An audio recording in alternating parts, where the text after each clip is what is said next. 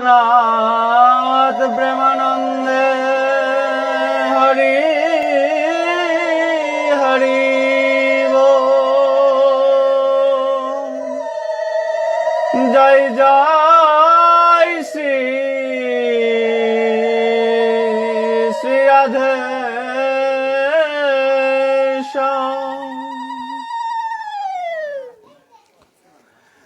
संसार दबानलो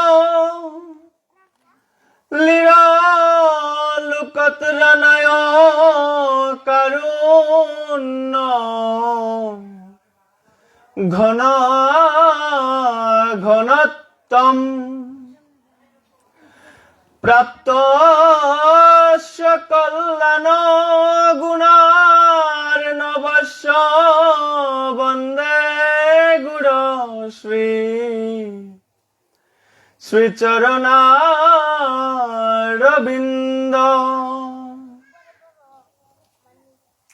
अज्ञानतिमिरान्धस्य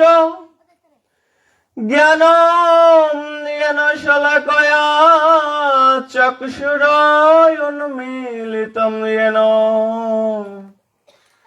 तस्मै श्री गुरुवे नमः। अमरनाथ श्री जगन्नाथ मद्गुरु श्री जगद्गुरु मधात्मा सर्वभूतात्मा तस्मै श्री गुरुवे नमः। नमो नलिन नेत्राय बेणु बाद्य विनोदिने राधाधर सुदापानो शालिने बनमालिने राधां रसेश्वरी रम्भां गोविंद मोहिनी परां विश्वानुसुतां देवी त्वं प्रणमामि हरिप्रिये। वृन्दावै तुलसी देवै प्रिया वै केशवस्य च कृष्ण भक्ति प्रदे देवी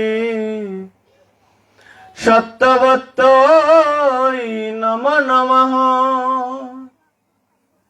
नित्यानन्द नमस्तुभ्यं प्रेमानंद प्रधाइने कलो कल्मषनाशाय श्री गोविंदाय नमो नमः। नमो महावदन्नाय कृष्ण प्रेम प्रधायते कृष्णाय कृष्ण चैतन्य नाम्ने गौरतिसे नमः। ओम कृष्णाय वासुदेवाय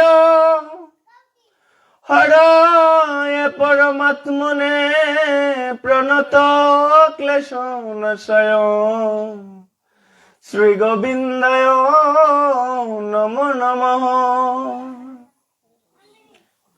नारायणं नमस्कृत्य नरं चैव नरोत्तमं देवीं सरस्वतीं व्यासं ततो जयमुदीरये।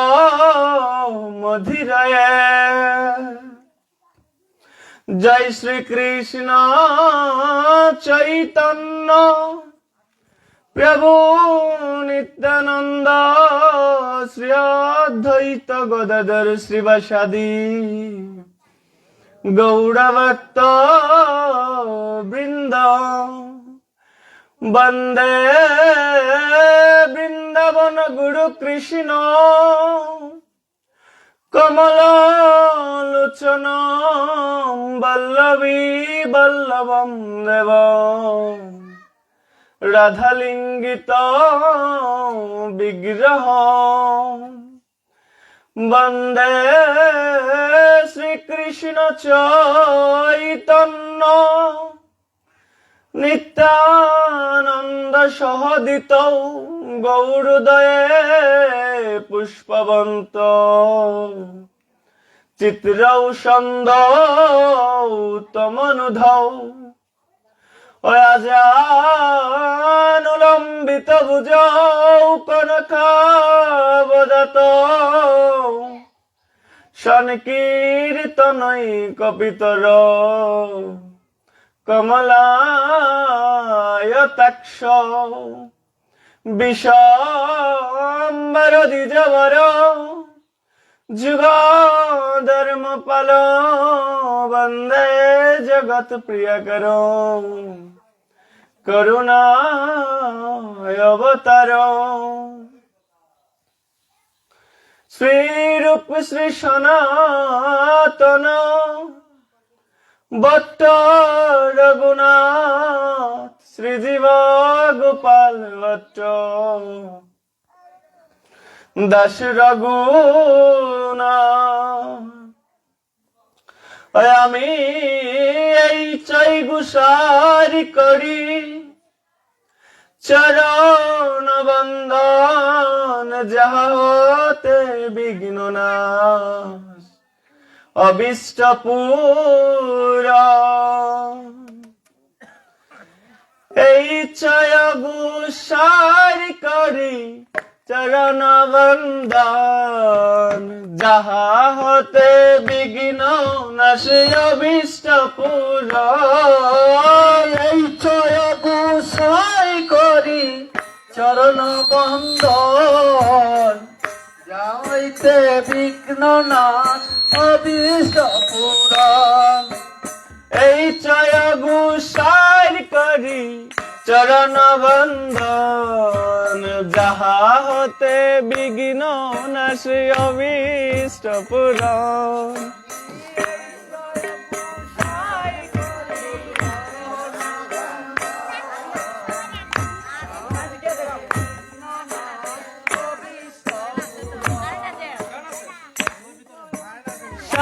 করি চরণ বন্দন যাহা হতে মিলে রে ভাই কৃষ্ণ প্রেম ধন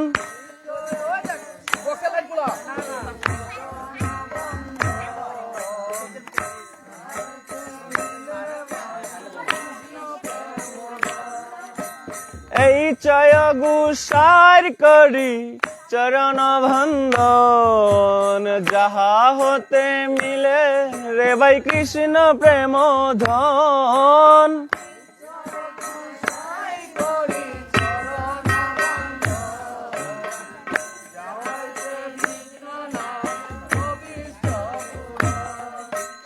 এই চয় গুসাই যার মুই তার দাস তাস বার পধ রেণু মূর পঞ্চগ্রাস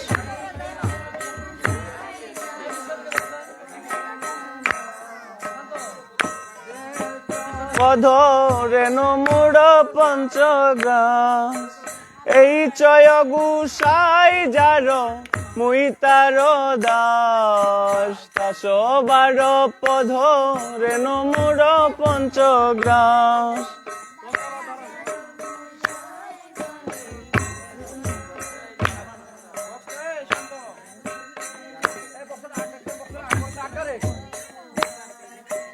তাদের চরণ সেবী ভক্ত শোনে বাস জনমে জনমে মোর এই অবিলাস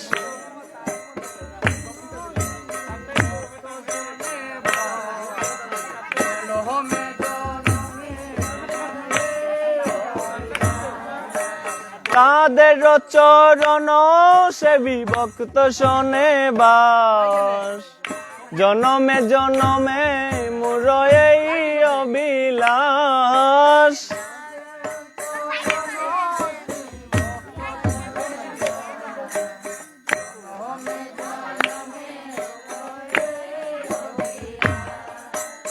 এই চয় গুসাই যবে ব্রজে কইলা বাস, রাধা কৃষ্ণের নিত্য লীলা করিলা প্রকাশ।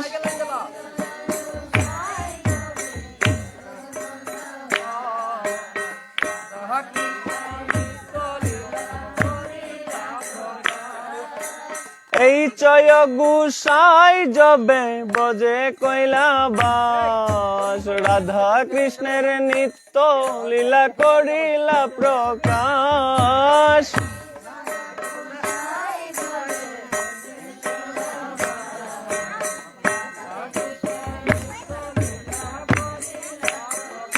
অনইলে কে বা জানিত, নইলে কে বা জানিত, ছয় গুসাই না জানালে কে বা জানিত।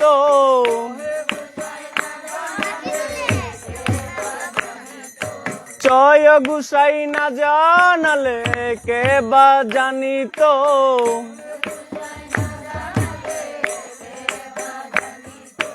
এই চয় গুসাই যবে ব্রজে কইলা বাস, রাধা কৃষ্ণের নিত্য লীলা করিলা প্রকাশ।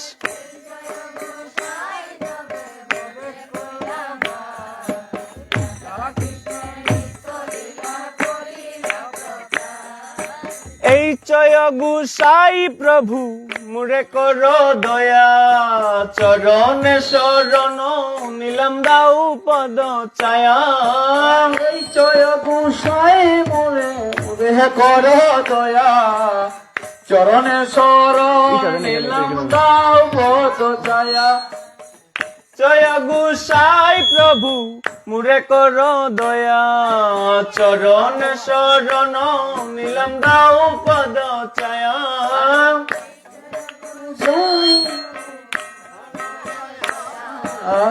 চরণে শরণ নিলাম দাও পদ ছায়া।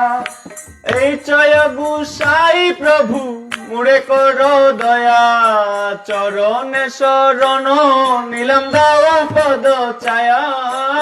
এটা দেন, এটা দেন, এটা দেন, করো দয়া, চরণে শরণ। মনের আনন্দে বলো হরি বজ বৃন্দাবন, শ্রী গুরু বৈষ্ণব পদে মজাইয়া মন। বলো হরি বজ বৃন্দাবন, শ্রী গুরু বৈষ্ণব পদ মজাইয়া মন। আনন্দে বলো হরি বজ বৃন্দাবন, শ্রী গুরু বৈষ্ণব পদে মজাইয়া মন। আনন্দে বলো হরি ব্রজ বৃন্দাবন, শ্রী গুরু বৈষ্ণব পদে মজাইয়া মন। শ্রী গুরু বৈষ্ণব পাদ পদ্ম করিয়া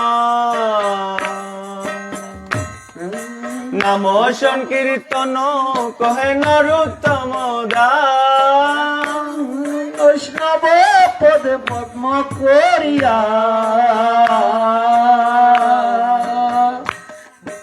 নাম সংকীর্তন করে নরোত্তম দাস। শ্রী গুরু বৈষ্ণব পাদ পদ্ম করিয়া নাম সংকীর্তন কহে নরোত্তম দাস। শ্রী গুরু বৈষ্ণব পদে পদ্ম করিয়া নাম সংকীর্তন করে নরোত্তম দাস। হরে কৃষ্ণ কৃষ্ণ কৃষ্ণ হরে হরে, হরে রাম রাম হরে হরে। কৃষ্ণ হরে হরে, রাম রাম হরে হরে। হরে কৃষ্ণ কৃষ্ণ কৃষ্ণ হরে হরে, হরে রাম রাম রাম হরে হরে। হরে কৃষ্ণ কৃষ্ণ কৃষ্ণ হরে হরে, হরে রাম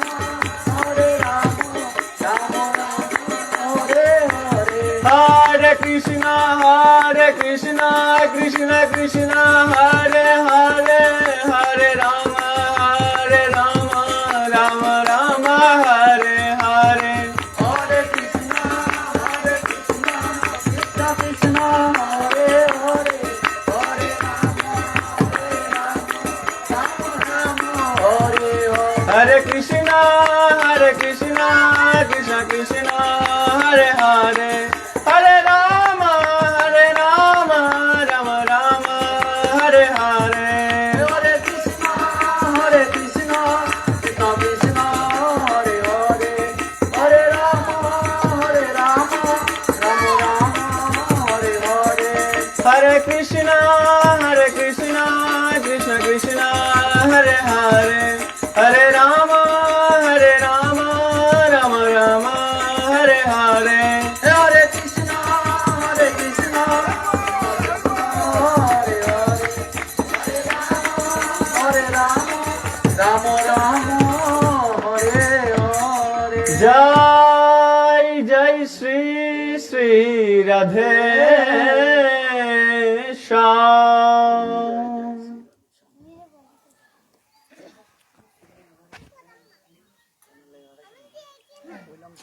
গীতা নাম যুব সংঘের উদ্যোগে তথা এই গ্রামবাসীর উদ্যোগে আয়োজিত শ্রীমৎ ভগবত গীতা কথামৃত আস্বাদন তথা গীতা যজ্ঞের যে আয়োজন করা হয়েছে,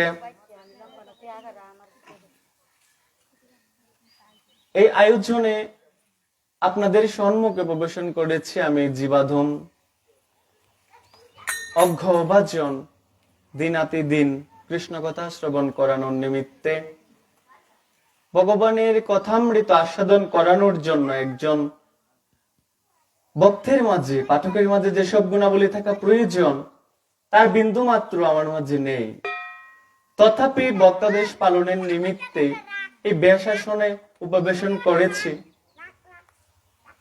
তাই সর্বপ্রথমেই আমি ধন্যবাদ প্রণাম নিবেদন করছি আমার দীক্ষা গুরু শ্রীল শশাঙ্ক মোহন গোস্বামী শ্রী রাতুল রাঙ্গাচরণ কমলে, এবং পূর্ণরূপে আশ্রয় গ্রহণ করছি ওনার শ্রীচরণ কমলে। ধন্যবাদ প্রণাম নিবেদন করছি আমার শিক্ষাগুরু শ্রী রাহুল কৃষ্ণ দাস প্রভুজির শ্রী রাতুল রাঙ্গাচরণ কমলে। প্রণতি নিবেদন করছি যাদের মাধ্যমে এই সুন্দর পৃথিবীর লীলা ভূমিকে দর্শন করা আমার পিতামাতার শ্রী রাতুল রাঙ্গাচরণ কমলে। প্রণতি নিবেদন করছি যে সকল সাধুগুরু বৈষ্ণব তথা মাতৃমণ্ডলী পিতৃমণ্ডলী এখানে প্রবেশন করেছেন কৃষ্ণ কথা শ্রবণ করার জন্য, আপনাদের সকলের রাতুল রাঙ্গাচরণ কমলে। বাঞ্ছা কল্পতরুভ্যশ্চ কৃপা সিন্ধুভ্যেব চ পতিতানাং পাবনেভ্যো বৈষ্ণবেভ্যো নমো নমঃ। যেহেতু শ্রীমৎ ভগবত গীতার আঙ্গিকে কৃষ্ণ কথামৃত আস্বাদন করা হবে, সেহেতু শ্রীমৎ ভগবত গীতারই একটা শ্লোককে আস্বাদন করে আমরা তার ধারাবাহিকতায় কৃষ্ণ কথা শ্রবণ করব। ভগবান শ্রীকৃষ্ণ আজ থেকে ৫,৫০০ বছর পূর্বে অর্জুনকে উদ্দেশ্য করে যে গীতামৃত, গীতারূপ অমৃতময় বাণী দান করেছিলেন, সেই গীতামৃতের ৪র্থ অধ্যায়ে ৩৮ নং শ্লোকে পরমেশ্বর ভগবান শ্রীকৃষ্ণ বলছেন, ন হি জ্ঞানেন সদৃশম পবিত্রম ইহ বিদ্যতে তৎস্বয়ং যোগ সিদ্ধি কালেন আত্মনি বিন্দতি।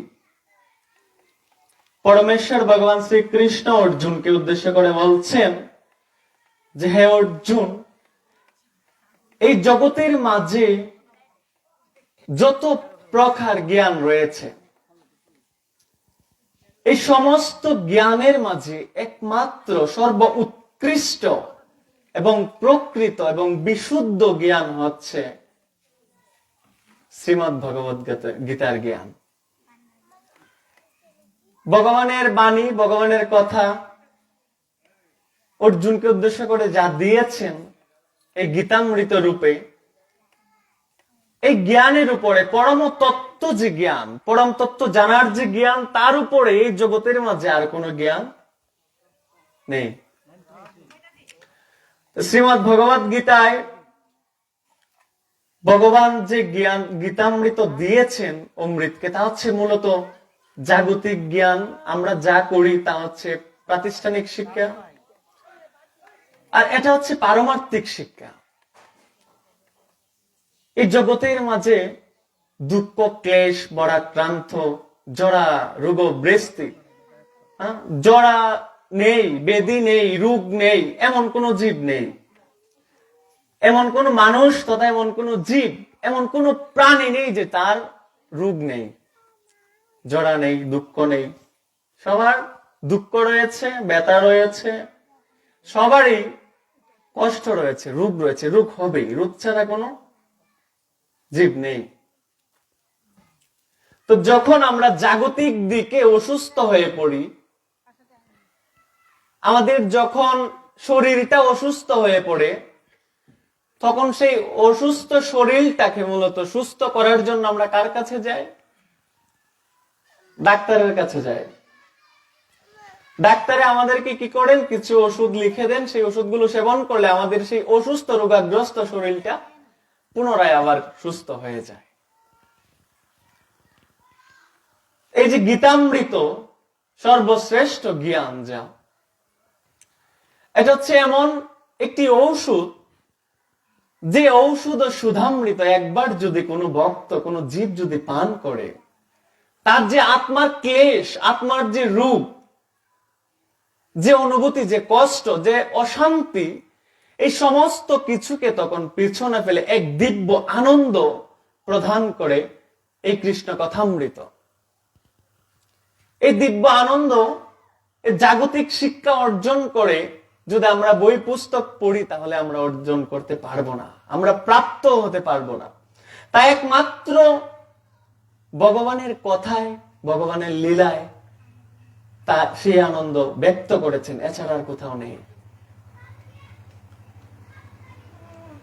আমি কেন আজকের আয়োজনে এই জ্ঞানটাকে কেন আলোচ্য বিষয় হিসেবে ধরে নিয়েছি? কারণ এই গ্রামে একটা গীতা স্কুল রয়েছে, যে স্কুলের মাঝে আপনাদের সন্তান দিগকে প্রেরণ করছেন।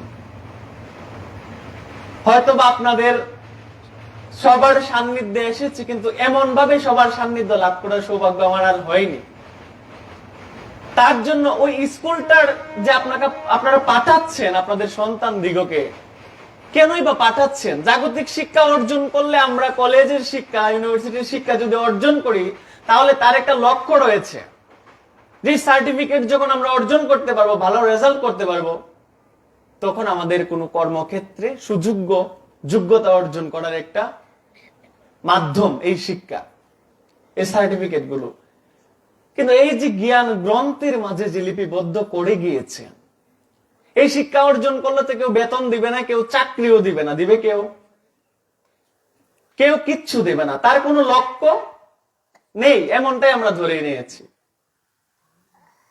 কিন্তু জাগতিক শিক্ষা হচ্ছে যেটা আমরা প্রাইমারি লেভেল থেকে শুরু করে হাই স্কুল থেকে কলেজ থেকে ইউনিভার্সিটিতে যেভাবে আমরা ধাপে ধাপে ঊর্ধ্বগতি লাভ করি, ঠিক তদ্রূপ পারমার্থিক শিক্ষারও একটা ধাপ রয়েছে।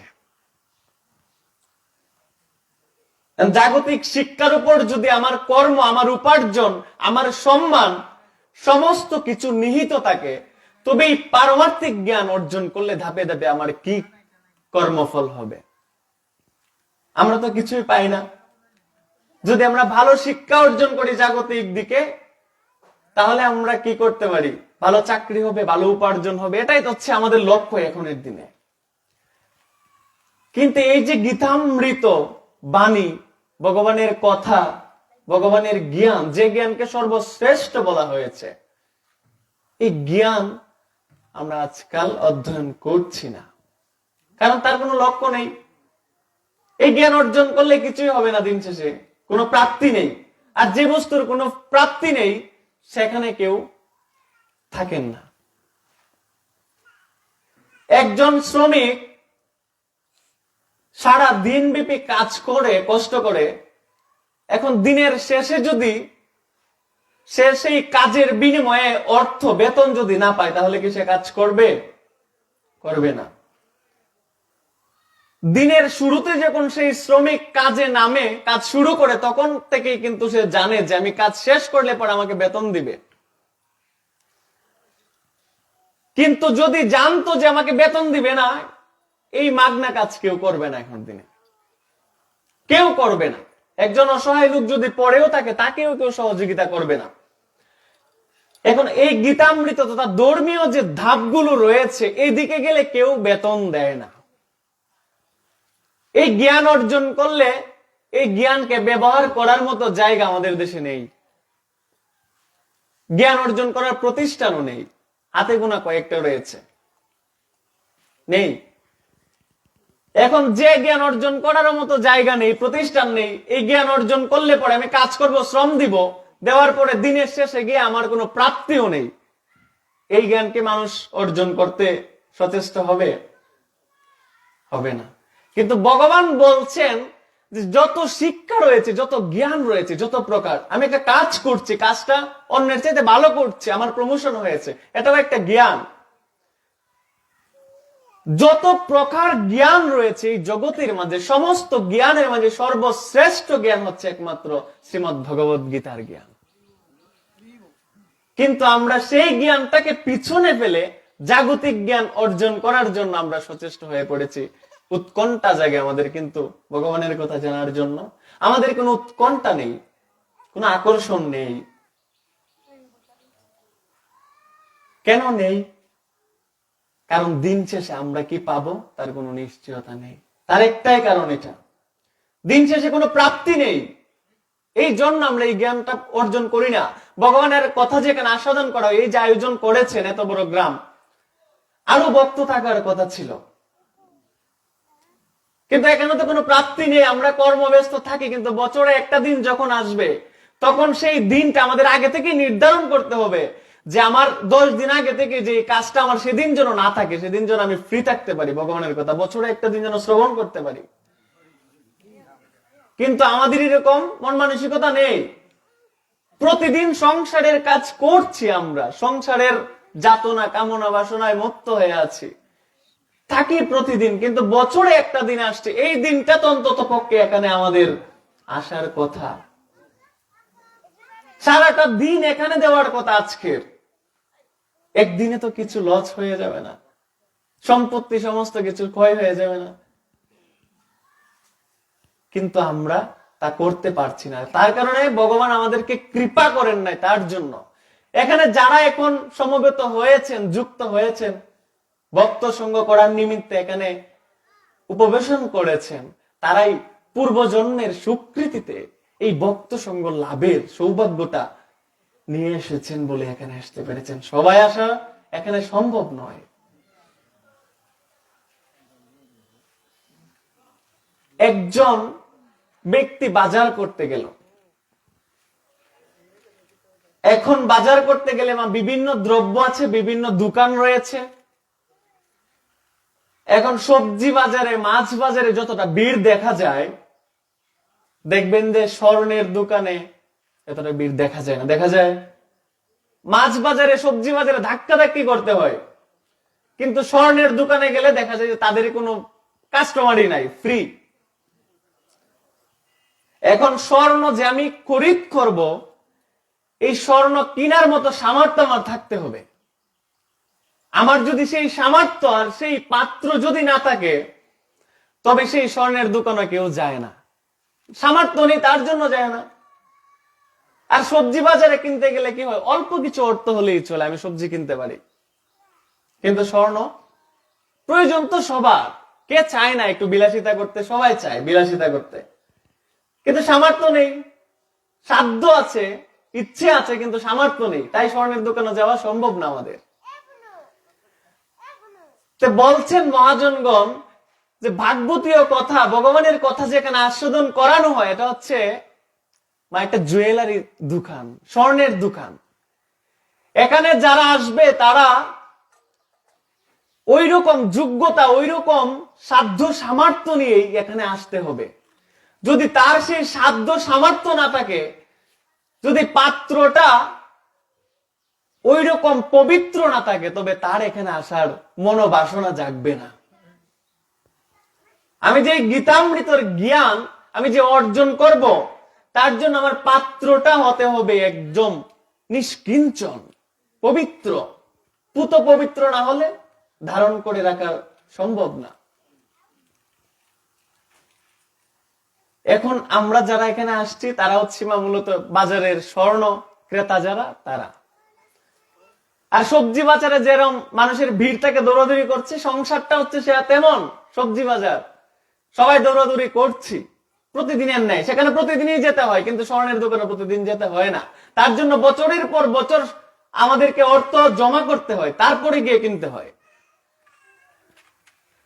ভক্ত সঙ্গ করে করে, ভগবানের নাম জপ করে করে, সাধন ভজন করে করে, সাধু সঙ্গ করে যে সকল ভক্তবৃন্দ এই চিত্তটাকে পবিত্র করতে পেরেছে, এখানে একটু অনুরাগ জেগেছে হৃদয়ে, ভগবানের কথা শোনার জন্য একটা উৎকণ্ঠা, একটা আকর্ষণ, ভক্ত সঙ্গ পাবার একটা আকর্ষণ যাদের হৃদয়ে জেগেছে, কেবল তারাই কেন উপবেশন করতে পেরেছেন, আর কেউ না।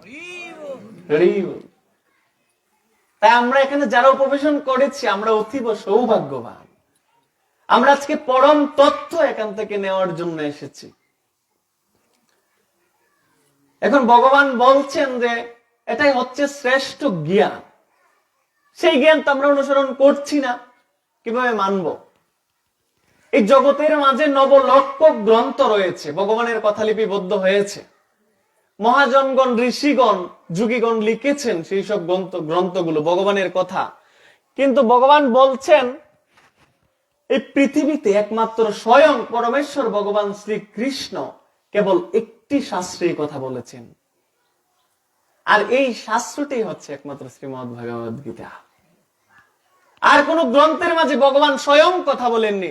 ভগবান বিভিন্ন অবতার রূপে, বেদব্যাস হয়ে বিভিন্ন অবতার রূপে সেখানে লিপিবদ্ধ করেছেন ভগবানের কথা। কিন্তু স্বয়ং ভগবান পরমেশ্বর শ্রীকৃষ্ণ এই জগৎ জীবকে পরম তত্ত্ব, সর্ব উপনিষদ গাবু দুগ্ধা গোপাল নন্দন, সর্ব উপনিষদকে সার বস্তুটা একত্র করে এই গীতার মাঝে ভগবান লিপিবদ্ধ করে দিয়েছেন। শ্রেষ্ঠ গ্রন্থ, শ্রেষ্ঠ কথামৃত, এটাই হচ্ছে শ্রেষ্ঠ জ্ঞান।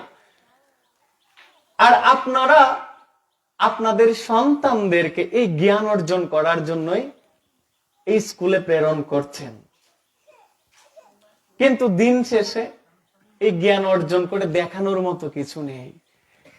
জাগতিক শিক্ষা অর্জন করলে একটা সার্টিফিকেট থাকে, একটা পদবি থাকে, দেখানো যায় মানুষকে, একটা যোগ্যতা থাকে, সমাজে একটা পরিচিতি থাকে, কিন্তু এটা তো দেখা যায় না।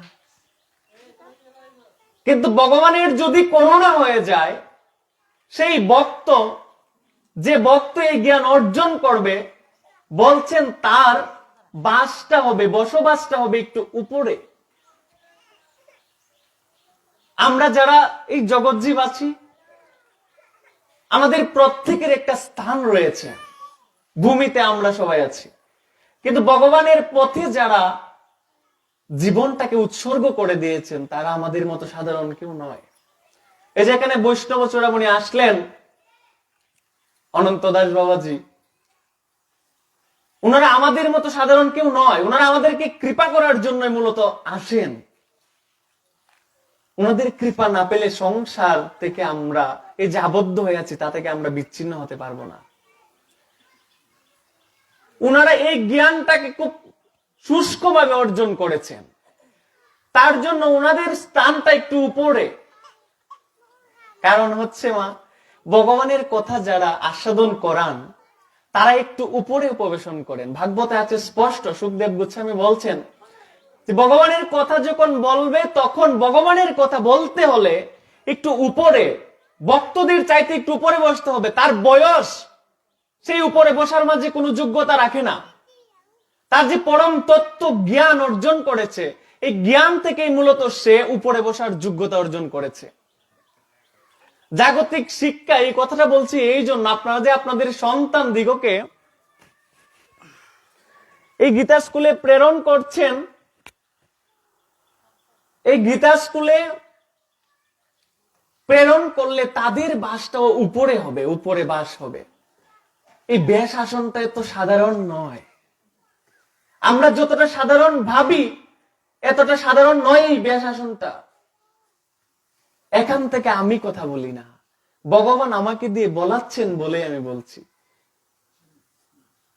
এই যোগ্যতাটা অর্জন করতে হলে আমাদেরকে আগে পরম তত্ত্ব জ্ঞান অর্জন করতে হবে, তবেই ভগবান এখানে করুণা করে এক ধাপ বলতে সংসারী জীব থেকে, কামনা বাসনা থেকে মুক্ত করে তাকে আমি এক ধাপ, একটা সিঁড়ি উপরে তাকে বসার মতো যোগ্যতা তাকে প্রদান করি, এছাড়া তাকে প্রদান করি না। এখন এই যোগ্যতা অর্জন করলে তো আমার সেই জ্ঞান অর্জন করতেই হবে।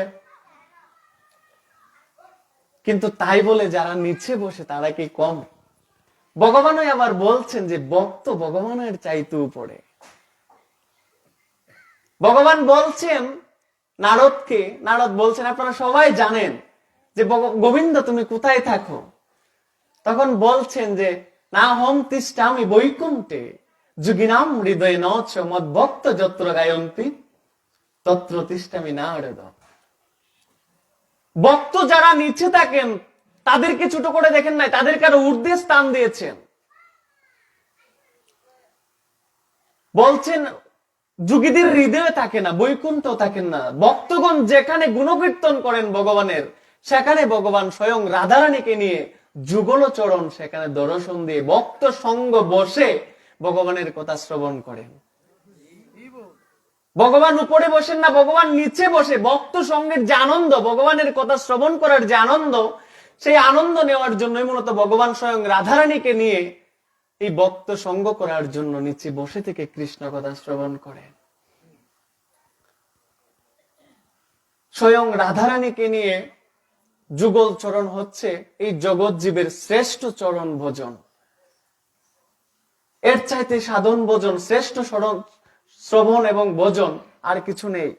দেখুন ভগবানের কথা যারা বলেন তাদের চাইতে উৎকৃষ্ট এবং প্রিয় হচ্ছেন যারা শ্রোতা, যারা শ্রবণ করেন তারা। তার জন্য নববিধা ভক্তির মাঝে সর্বশ্রেষ্ঠ ভক্তিটাই হচ্ছে শ্রবণং, তারপরে হচ্ছে কীর্তনং।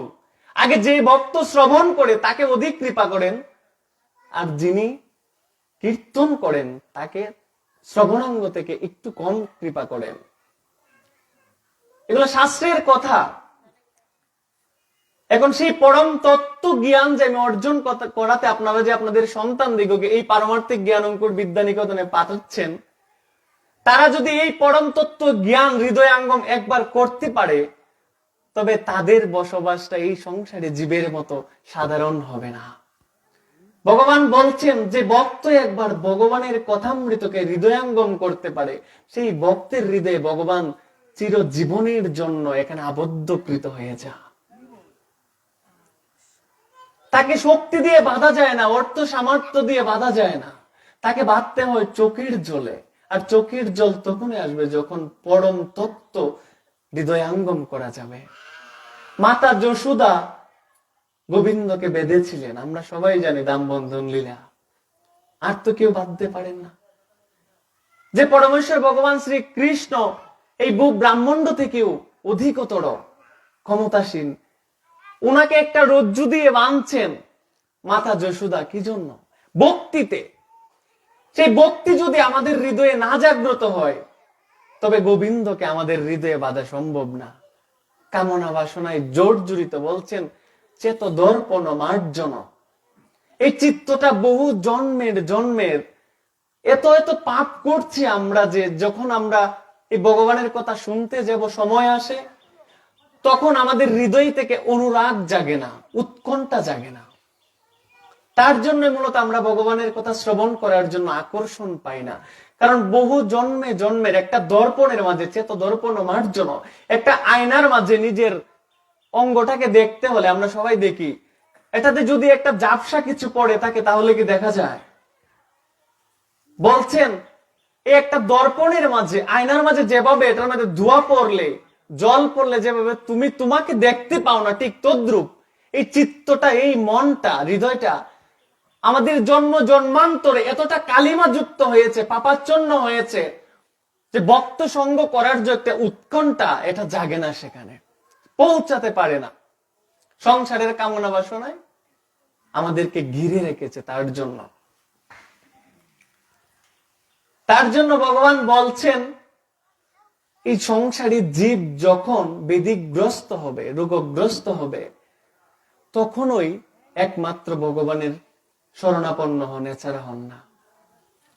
এই ভক্ত সঙ্গ করতে যে ভক্তবৃন্দরা আসেন, সেখানে ভগবানের কথা শ্রবণ করার জন্য যারাই আসছে, তাদের জীবনে সংসারের মাঝে সুখ নেই। সংসারের মাঝে যারা দিনের পর দিন কেটে যাচ্ছে, আমরা সুখ পাচ্ছি না। অগ্নি জ্বলছে, দিবানিশি অগ্নি জ্বলছে এখানে, কিন্তু সে আগুন দেখা যায় না।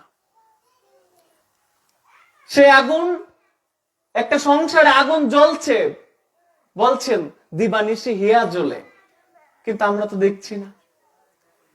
যারা সাধ্য সামর্থ্য রয়েছে, অর্থ বৈভব রয়েছে, তাদের এই উৎকণ্ঠা জাগে না। অর্জুনের এই উৎকণ্ঠা জাগেনি কি জন্য? প্রথম, অর্জুনকে যে এই জ্ঞান দিচ্ছেন, জ্ঞান দেওয়ার জন্য পাত্রটাকে আগে প্রস্তুত করতে হয়। অর্জুনকে যখন এই জ্ঞান দিতে যাবেন, তার পূর্বে দেখুন, এই যুগটা হচ্ছে চতুর্থতম জ্ঞান যুগ, হচ্ছে চতুর্থতম অধ্যায়। তার পূর্বে আরো 3টা যুগ রয়েছে। বিষাদ যুগ সর্বপ্রথম, দ্বিতীয় হচ্ছে সাংখ্য যুগ। দ্বিধা দ্বন্দ্বতা থাকে, আমি কোন সিদ্ধান্তটা নিব, কোনটা আমার জন্য উৎকৃষ্ট হবে। তৃতীয়টা হচ্ছে কর্মযুগ, আমরা যে কর্ম করছি, এটা হচ্ছে একটা সংবিধান। আমাদের সংসারী জীবের জন্য শ্রীমদ্ ভগবত গীতাটা হচ্ছে একটা সংবিধান। এই সংবিধানটা যদি কোনো ভক্ত তার জীবনে প্রণয়ন না করতে পারে, আচরণে না আনতে পারে, তবে সংসারে সে সুখ পাবে না। যখন কোনো ভক্ত অর্জুনের মতো বেদিগ্রস্ত হয়, তখনই ভগবানের শরণাপন্ন হয়, এছাড়া ভগবানের শরণাপন্ন কেউ হয় না। যাদের দেখবেন অর্থ সম্পত্তি রয়েছে বেশি, বিষয় বাসনা, তাদের দেখবেন সংসারে হিসাব নিকাশ করতে করতে দিন চলে যায়, ভগবানকে মানেন না। শাস্ত্র বিধিগণকে তারা লঙ্ঘন করেন, বিধি মানেন না, একাদশী ব্রত করে না, ধর্মকর্ম করে না, গীতা পাঠ করে না, হরিনাম জপ করে না। আর যারা দেখবেন দিনাতি দিন কাঙাল, কাজ করে তারপর খেতে হয়, ব্যাংক ব্যালেন্স তেমন নেই, তারাই দেখবেন ভগবানের প্রিয় ভক্ত। রাধারানী বলছিলেন, ভগবানকে দেখে যখন তিনি ব্রজলীলা শেষ করে মথুরায় গেলেন, দর্শন পান না, তখন একবার যখন রাধারানী বলছেন কৃষ্ণকে দেখে যে আমি এখন তোমার যে ঐশ্বর্যময় লীলা রূপ যে দেখছি, এই রূপের মাঝে তোমার সেই ত্রিবঙ্গ বংশীধারী কৃষ্ণকে আমরা খুঁজে পাচ্ছি না। আমরা যে কৃষ্ণকে আমরা বাল্যলীলায় পেয়েছিলাম, যার কিছু নেই, কাঙাল ছিল, করে একটা বাঁশি ছিল, গুচড়াথ, সেই কৃষ্ণকে আমরা এই মথুরায় এসে আমরা পাচ্ছি না। কারণ এই কৃষ্ণের মুকুট রয়েছে, তার সেই মাধুর্যতা নেই, তার সেই নাচ ভক্তরা আর দেখতে পারে না। তো বলছেন, যার মাধুর্যতা রয়েছে সে ঐশ্বর্যের জগতে, যার ঐশ্বর্য রয়েছে সে মাধুর্যতার জগতে যেতে পারে না। এই যে এটা হচ্ছে নবব্রজধাম, নব বৃন্দাবন, যাদের মাঝে ঐশ্বর্যময়তা রয়েছে, অহংকার রয়েছে, ধন সম্পদ রয়েছে, তারা এই ব্রজধামে, বৃন্দাবন ধামে যেতে পারে না। তার জন্য দেখবেন স্বয়ং লক্ষ্মী বৃন্দাবনে প্রবেশ করতে পারেনি। স্বয়ং লক্ষ্মী যখন প্রবেশ করতে যাবে বৃন্দাবনে, তখন বলছেন যে তোমার মাঝে যে ঐশ্বর্য রয়েছে, এই ঐশ্বর্য নিয়ে বৃন্দাবনে প্রবেশ করা যায় না। যদি ঐশ্বর্য থাকে তাহলে এই ব্রজধামে কেউ আসতে পারবে না। এই কথাগুলো এই জন্য বলছি যে ভক্ত যেন আরো বাড়ে, ঐশ্বর্যময় অহংকারকে ত্যাগ করে যে আমরা এখানে যেন আসতে পারি একটু কাঙালির বেশে। এখানে যারা আসবেন কাঙালির বেশে একটু হরিনাম ভিক্ষা করার জন্য আসবেন, হৃদয়টাকে বিশুদ্ধ করে। আমাদের থলিটা, যে থলিটা কৃষ্ণ নামের যে ব্যাংক, এই ব্যাংকটা যেন আমরা একটু অর্জন করতে পারি, এখানে যেন কিছু কৃষ্ণ নাম যেন আমরা এখানে জমা করতে পারি, ভগবানের কথা যেন জমা করতে পারি। তো যে সুখের পিছনে আমরা দিনের পর দিন ছুটছি, শাস্ত্র বলছেন তৈত্তরীয় উপনিষদ, এই সুখের একটা ধাপ রয়েছে, একটা ক্রম রয়েছে। যেভাবে সিঁড়ি দিয়ে আমাদেরকে উপরের দিকে উঠতে হয়, ঠিক তদ্রূপ এই সংসারটা থেকে আমাদের যে এই আত্মা যে চলে যাবে, কোথায় যাবে, ওইখানেও সুখ রয়েছে, যে সুখের পিছনে আমরা মানে দিনের পর দিন ছুটছি। তো শাস্ত্র বলছে তৈত্তরীয় উপনিষদ যে এই মনুষ্য লোকে সেই একমাত্র সর্বশ্রেষ্ঠ সুখী যার জীবনে যুবক বয়সে যুবরাজ হতে পারবে। সে যুবরাজ হয়ে তার একজন মনজ্ঞা স্ত্রী থাকবে, বিদুষী কন্যা থাকবে, প্রজ্ঞাবান পুত্র থাকবে, এবং 100 বছর তার রোগ মুক্ত আয়ুষ্কাল থাকবে। আর তার যে রাজ্য থাকবে, সেই রাজ্য থাকবে হচ্ছে শত্রুমুক্ত। এই জগতের মাঝে সেই হচ্ছে একমাত্র প্রকৃত সুখী, যে সুখের পিছনে আমরা দিনকে রাত করে, রাতকে দিন করে ছুটছি। সেই সুখটা একমাত্র সেই অর্জন করতে পারবে। দেখুন শাস্ত্র কি বলছেন, এখন যুবরাজ হওয়া আমার দ্বারা সম্ভব না। যুবক বয়সে যারা রাজা হচ্ছেন তাদের বয়সটা দেখবেন প্রৌঢ় হয়ে যায়, তো প্রৌঢ় বয়সে হলে হবে না। আমি যদি প্রকৃত মনুষ্য লোকের এই সংসার থেকে যদি সুখটা পেতে চাই একদম 100-এ 100, তাহলে আমাকে যুবরাজ হতে হবে, আমার আয়ুষ্কাল থাকতে হবে রোগ মুক্ত 100 বছর, আমার একজন প্রজ্ঞাবান মনজ্ঞা স্ত্রী থাকবে। মনজ্ঞা স্ত্রী হচ্ছে এমন যে আমি কি চাই, আমি কিসে সুখী, আমার কি চাহিদা, আমার কি মনস্কামনা, এই অভিব্যক্তিটা আমার স্ত্রীর কাছে প্রকাশ করার আগেই উনি রেডি করে রেখে দেবেন। উনি হচ্ছে মনজ্ঞা স্ত্রী, আমার মনটাকে সে পড়তে পারবে, মানে আমার কি চাহিদা, আমি কি খাইতে ভালোবাসি, কি করতে ভালোবাসি, উনি সমস্ত কিছু তৈরি করে রাখবেন। উনি হচ্ছেন মনজ্ঞা স্ত্রী। এখন এই সংসারের মাঝে মনজ্ঞা স্ত্রী পাওয়া কি সম্ভব? এমন স্বামী যদি একটা আদেশ করে, স্বামীর সেই আদেশটাই তো স্ত্রী শুনে না। আর ওই জায়গাতে স্বামী কি চায় কি না চায় ওইগুলো তৈরি করে রাখা, স্বামীর মন পড়া আমাদের সংসার জীব খুব কমই আছে। এমন তা আমি যুবক বয়সে যুবরাজও হতে পারলাম না, আমরা আয়ুষ্কালও 100 বছর রোগ মুক্ত নেই, কারণ সংসারটাতে যারা আছে সবাই রোগাগ্রস্ত, বেদিগ্রস্ত, একজনও নেই যে তার রোগ হবে না, তার রোগ নেই। আমার রোগ মুক্ত আয়ুষ্কালও পেলাম না 100, মনজ্ঞা স্ত্রীও নেই আমার, বিদুষী কন্যা, যে কন্যা, যে সন্তান জন্ম দিলে পরে পিতামাতার মুখ উজ্জ্বল করে, তাকে বলা হয় বিদুষী কন্যা। প্রজ্ঞাবান পুত্র, সেই পুত্র সন্তানও পিতামাতার গর্বের কারণ হবে, এমন একজন পুত্র। কিন্তু আমরা যে সন্তানগণ দেখছি আজকাল, দেখবেন যে মা বাবার কথা শুনে না ছেলে মেয়ে। যদি মা বলে যে সন্তানকে এই কাজটা করো, সন্তান তার উল্টা করে, এইটা করে না, কথা শুনে না। মেয়ে সন্তান গড়ে থাকে, বলে যে মাকে একটু সহযোগিতা করো, মেয়ে সন্তান কি করছে, মোবাইল টিপছে, এগুলো নিয়ে ব্যস্ত। ছেলে সন্তান কি করবে, দিন শেষে মা বাবার যদি বাল্য বয়সে সে কথা শুনে, সেই সন্তানটা, ছেলেটা দিনের যখন পিতামাতার শেষ হয়ে আসবে, সেই সময়ে সেই সন্তান পিতামাতার জন্য শেষের দিনের কুটি হয়, সেই শিক্ষাটা পিতামাতা দেন। কিন্তু আমরা কোথায় পাচ্ছি, যখন আমার দেহটা অবশ হয়ে যায়, যখন আমি সংসারের মাঝে দুর্বল হয়ে পড়ি, পিতামাতা দুর্বল হয়ে পড়েন, তখন পিতামাতার যত্নটুকু পর্যন্ত সন্তান নেন না, পুত্র নেন না। তখন বলছেন প্রজ্ঞাবান পুত্র, সে জ্ঞানী হবে, পিতামাতাকে শ্রদ্ধা করবে, পিতামাতার গর্বের কারণ হবে, তবেই সেই সন্তান থেকে পিতামাতা জন্ম দিয়ে সুখ পাবে, নয়তো পাবে না। এখন এমন সুখ তো আমরা পাচ্ছি না। যদি সন্তান তার যুবক বয়স পর্যন্ত পিতামাতার কথা শুনেও যখন তাকে বিবাহ বন্ধন আবদ্ধ করা হয়, সেই পিতামাতাকে ভুলে গিয়ে তখন সেই প্রণয়নে স্ত্রীকে পেয়ে দেখবেন সমস্ত কিছু ভুলে গিয়েছে, যেন সর্বসুখ এখন স্ত্রীকে ঘিরে। পিতামাতাকে আলাদা করে দিচ্ছেন। তা আমাদের তো স্ত্রী থেকেও সুখ পাচ্ছি না, কন্যা সন্তান জন্মদান করে আমরা সুখ পাচ্ছি না, পুত্র সন্তানকে আমরা জন্মদান করে আমরা সুখ পাচ্ছি না। তারপর একটা হচ্ছে শত্রু মুক্ত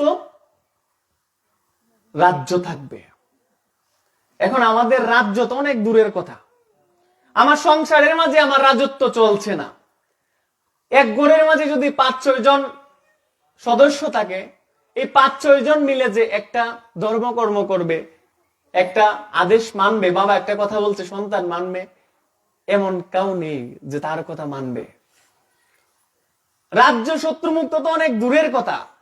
স্ত্রী শাশুড়ির মানে সঙ্গে বিরোধিতা করছে, আবার শাশুড়ি বিরোধিতা করছে স্ত্রীর প্রতি, বৌমার প্রতি। আমাদের সংসারটা হচ্ছে তার জন্য বিষাদময়।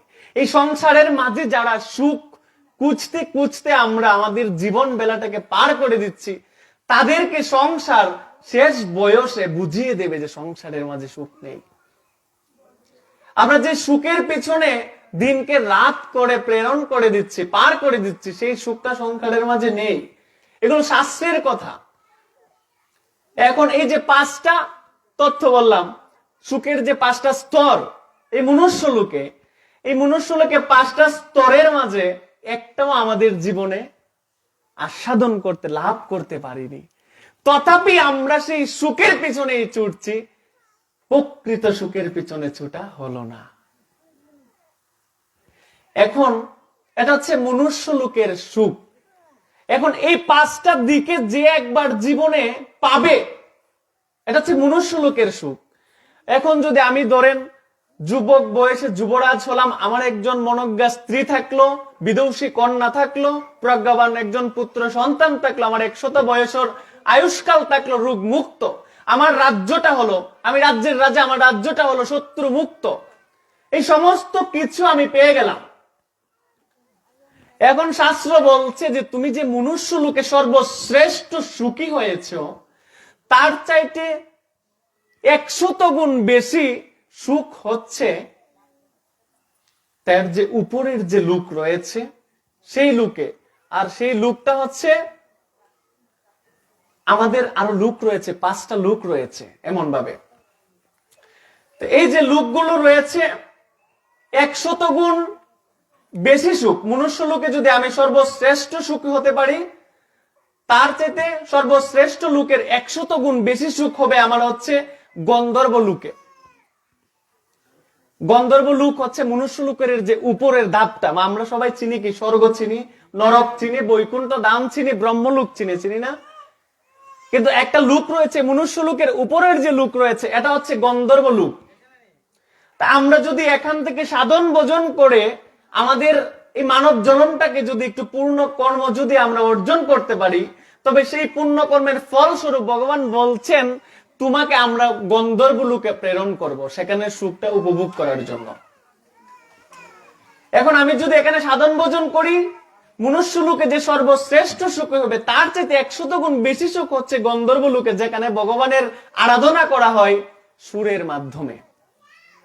এই জগতের মাঝে আমরা যারা সুন্দর ভাবে দেখবেন কীর্তন করতে পারি, কীর্তন করে যাদের সুরে একবার কীর্তন শ্রবণ করলে মনে করেন আকর্ষিত হয়ে পড়ি আমরা, যাদের সুরে রাগ রাগিনী রয়েছে, শাস্ত্র বলছেন তারা হচ্ছে মূলত গন্ধর্ব লোকে অপরাধ করার ফলে তাদেরকে আবার মনুষ্য লোকে প্রেরণ করেছেন শাস্তি ভোগ করার জন্য।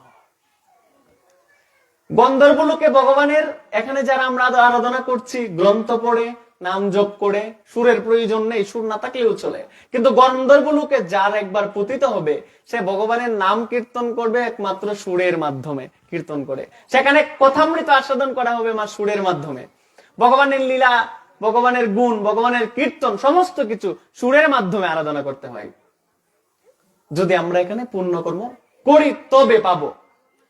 তো বলছেন এই গন্ধর্ব লোক থেকে যদি কেউ ভগবানের সুর দ্বারা যদি ভগবানকে কেউ সাধন ভোজন করে, সে যদি একটু পুণ্যকর্ম আবার অর্জন করতে পারে, তবে তার ধাপটা হবে আরেকটু উপরে। তখন তার ধাপটা হবে দেব গন্ধর্ব লোক। এই দেব গন্ধর্ব লোকের উপরের যে লোক সেটা হচ্ছে মূলত স্বর্গলোক। আমরা যে স্বর্গলোক বলি, যে মনুষ্যলোক থেকে স্বর্গলোক না, মনুষ্যলোক আর স্বর্গলোকের মাঝখানে আরো দুইটা লোক রয়েছে, একটা গন্ধর্ব লোক আর একটা হচ্ছে দেব গন্ধর্ব লোক। গন্ধর্ব লোকে যখন আমরা পুণ্য অর্জন করব, তখন আমাদের গন্ধর্ব লোকের 100 গুণ বেশি সুখ পাবো হচ্ছে আমরা দেব গন্ধর্ব লোকে যখন পতিত হব তখন। এই দেব গন্ধর্ব লোকে গিয়ে দেবতাদের সঙ্গে আমাদের বসবাস হবে তখন। যদি আমরা মনুষ্য লোকে ভগবানের কথামৃত আস্বাদন করে পুণ্য কর্ম অর্জন করতে পারি তবে, নয়তো সম্ভব না। দেবতা গন্ধের সঙ্গে তখন ভগবানের সাধন ভোজন করবো, আরাধনা করব।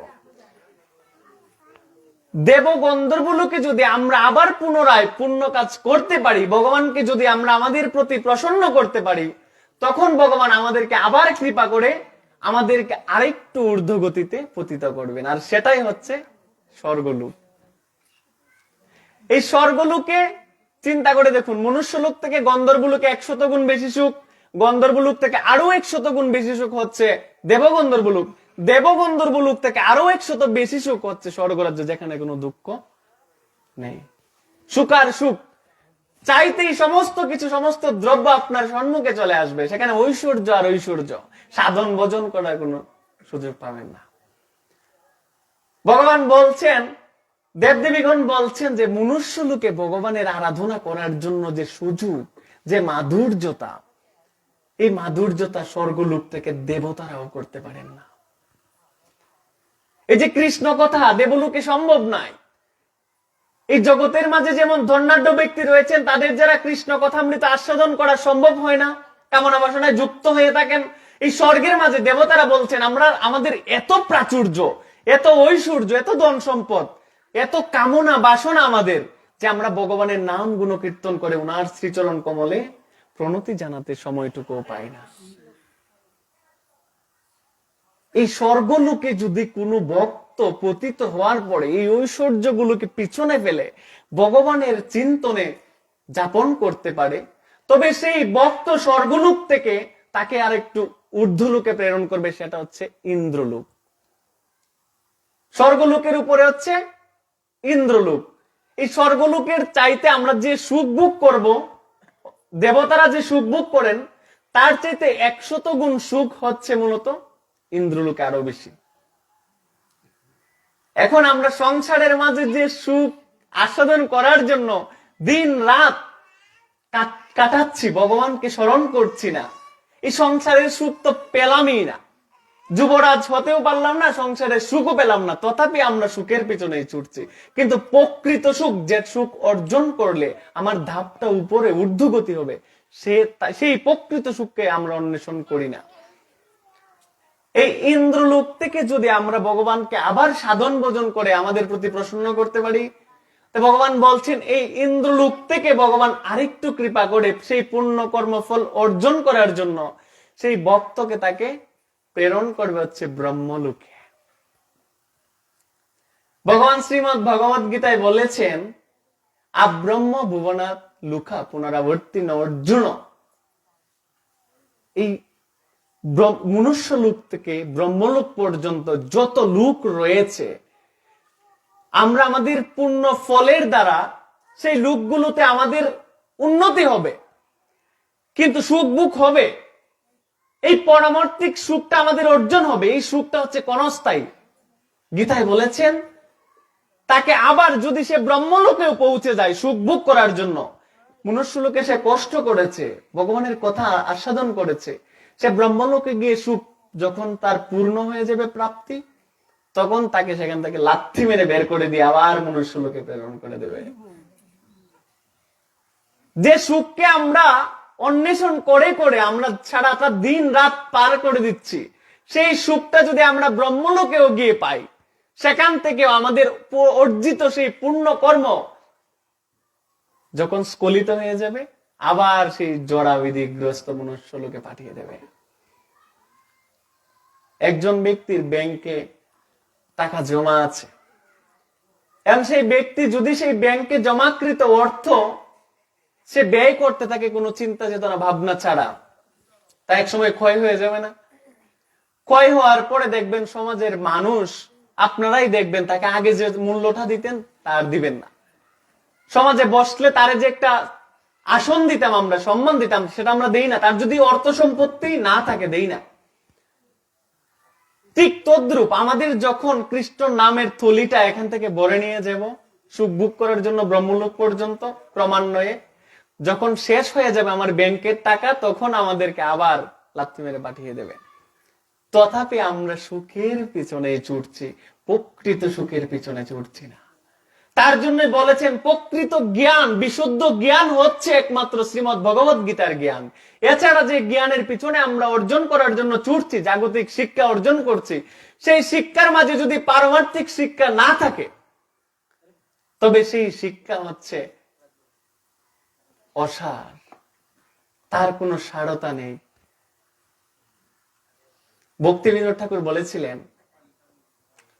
বলেছিলেন যে এই জগতের মাঝে যত শিক্ষিতই হোক না কেন মনুষ্যলোক, যে যত বেশি উচ্চ শিক্ষা গ্রহণ করবে সে তত বেশি গাধা হবে। সেই সময়ের তিনি একজন ছিলেন ম্যাজিস্ট্রেট। একজন ম্যাজিস্ট্রেট মানে কি, উনিও তো জাগতিক শিক্ষা, অনেক উচ্চ শিক্ষা গ্রহণ করছেন। তো উনি সেই শিক্ষাটা অর্জন করে উনি বলছেন যে যে ব্যক্তি মনুষ্য লোকে শিক্ষা গ্রহণ করবে জাগতিক জীবনে, সে হচ্ছে একটা গাধা। সে সংসারের বোঝা বহন করতে করতে, কাজ করতে করতে তার দিন শেষ হয়ে যাবে। কিন্তু সেই শিক্ষাটার মাঝে যদি তার পারমার্থিক শিক্ষা যুক্ত হয়, তবে তার চাইতে শিক্ষিত, পরম তত্ত্ব শিক্ষিত আর জগতে নাই। সে আর তখন গাধা থাকে না। তার জন্য জাগতিক শিক্ষার সঙ্গে সঙ্গে আমাদের প্রত্যেকের উচিত পারমার্থিক শিক্ষাটাকে সংযুক্ত করা, নয়তো সংসারের মাঝে আমরা প্রত্যেকেই গাধা হয়ে থেকে যাব।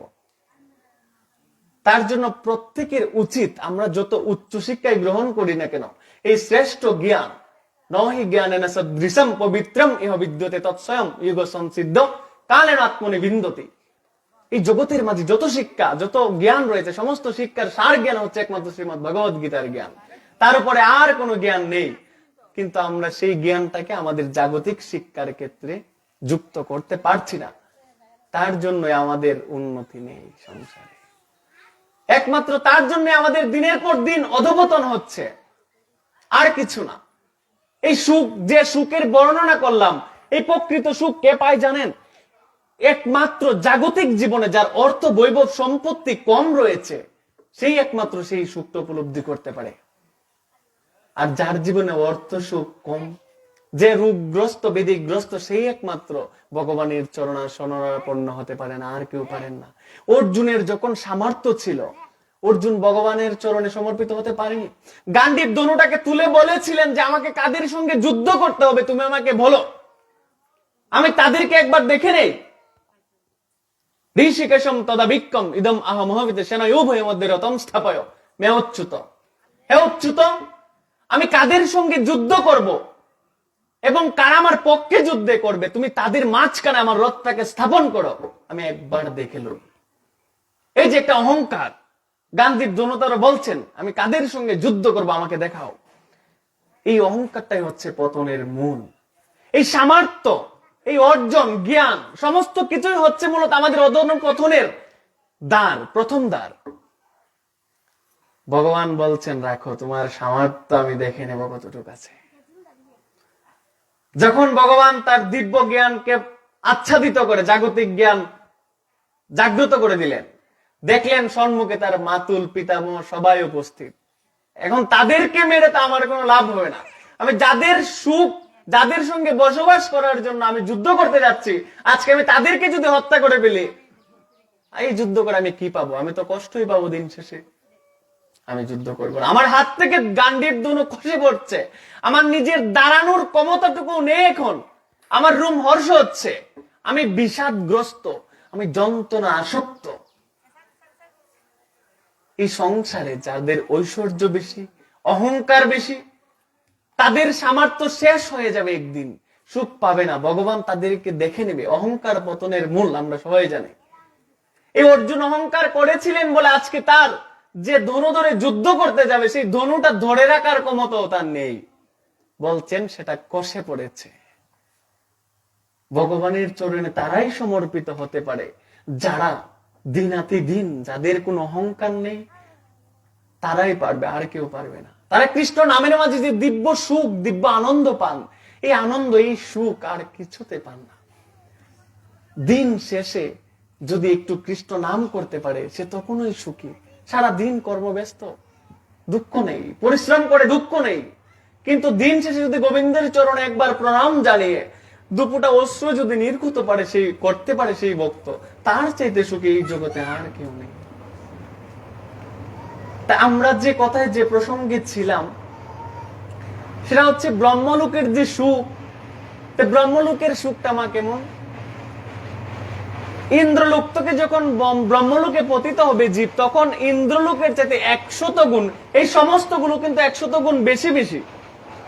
এই সুখগুলো কল্পনার বাইরে আমাদের। তো ইন্দ্রলোক থেকে 100 গুণ বেশি সুখ হচ্ছে ব্রহ্মলোকে।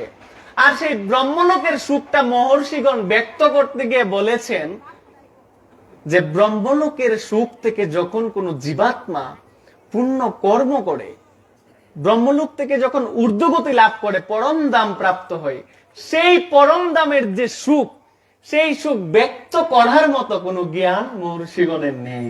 বলছে এই পর্যন্ত আমাদের যাওয়ার সামর্থ্য আর নেই। আমাদের জ্ঞান ব্রহ্মলোক পর্যন্ত আছে যে সুখটা কেমন হবে, কিন্তু তার ঊর্ধ্বের কি সুখ, এই দিব্য সুখ ব্যক্ত করার মতো যোগ্যতা আমাদের নেই। আর সেই দিব্য সুখ একমাত্র অর্জন করতে পারবে যারা নতজানু হয়ে গোবিন্দ চরণের অতিমতি রেখে জীবন যাপন করতে পারছে, তারাই। যে সুখ শাস্ত্রেও ব্যক্ত করতে পারে নাই।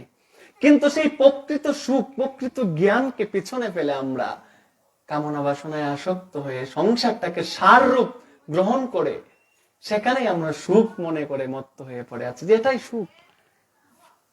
সারা দিন ব্যাপী একজন পরিশ্রম করে কৃষক, একজন দিনমজুর নিজের মাথার ঘাম পায়ে ফেলে পরিশ্রম করে, পরিশ্রমে বাবা সুখ আছে?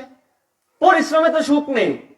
ঘাম ঝরছে, রোদের মাঝে কাজ করছে, বৃষ্টিতে ভিজছে, সেখানে তো সুখ নেই।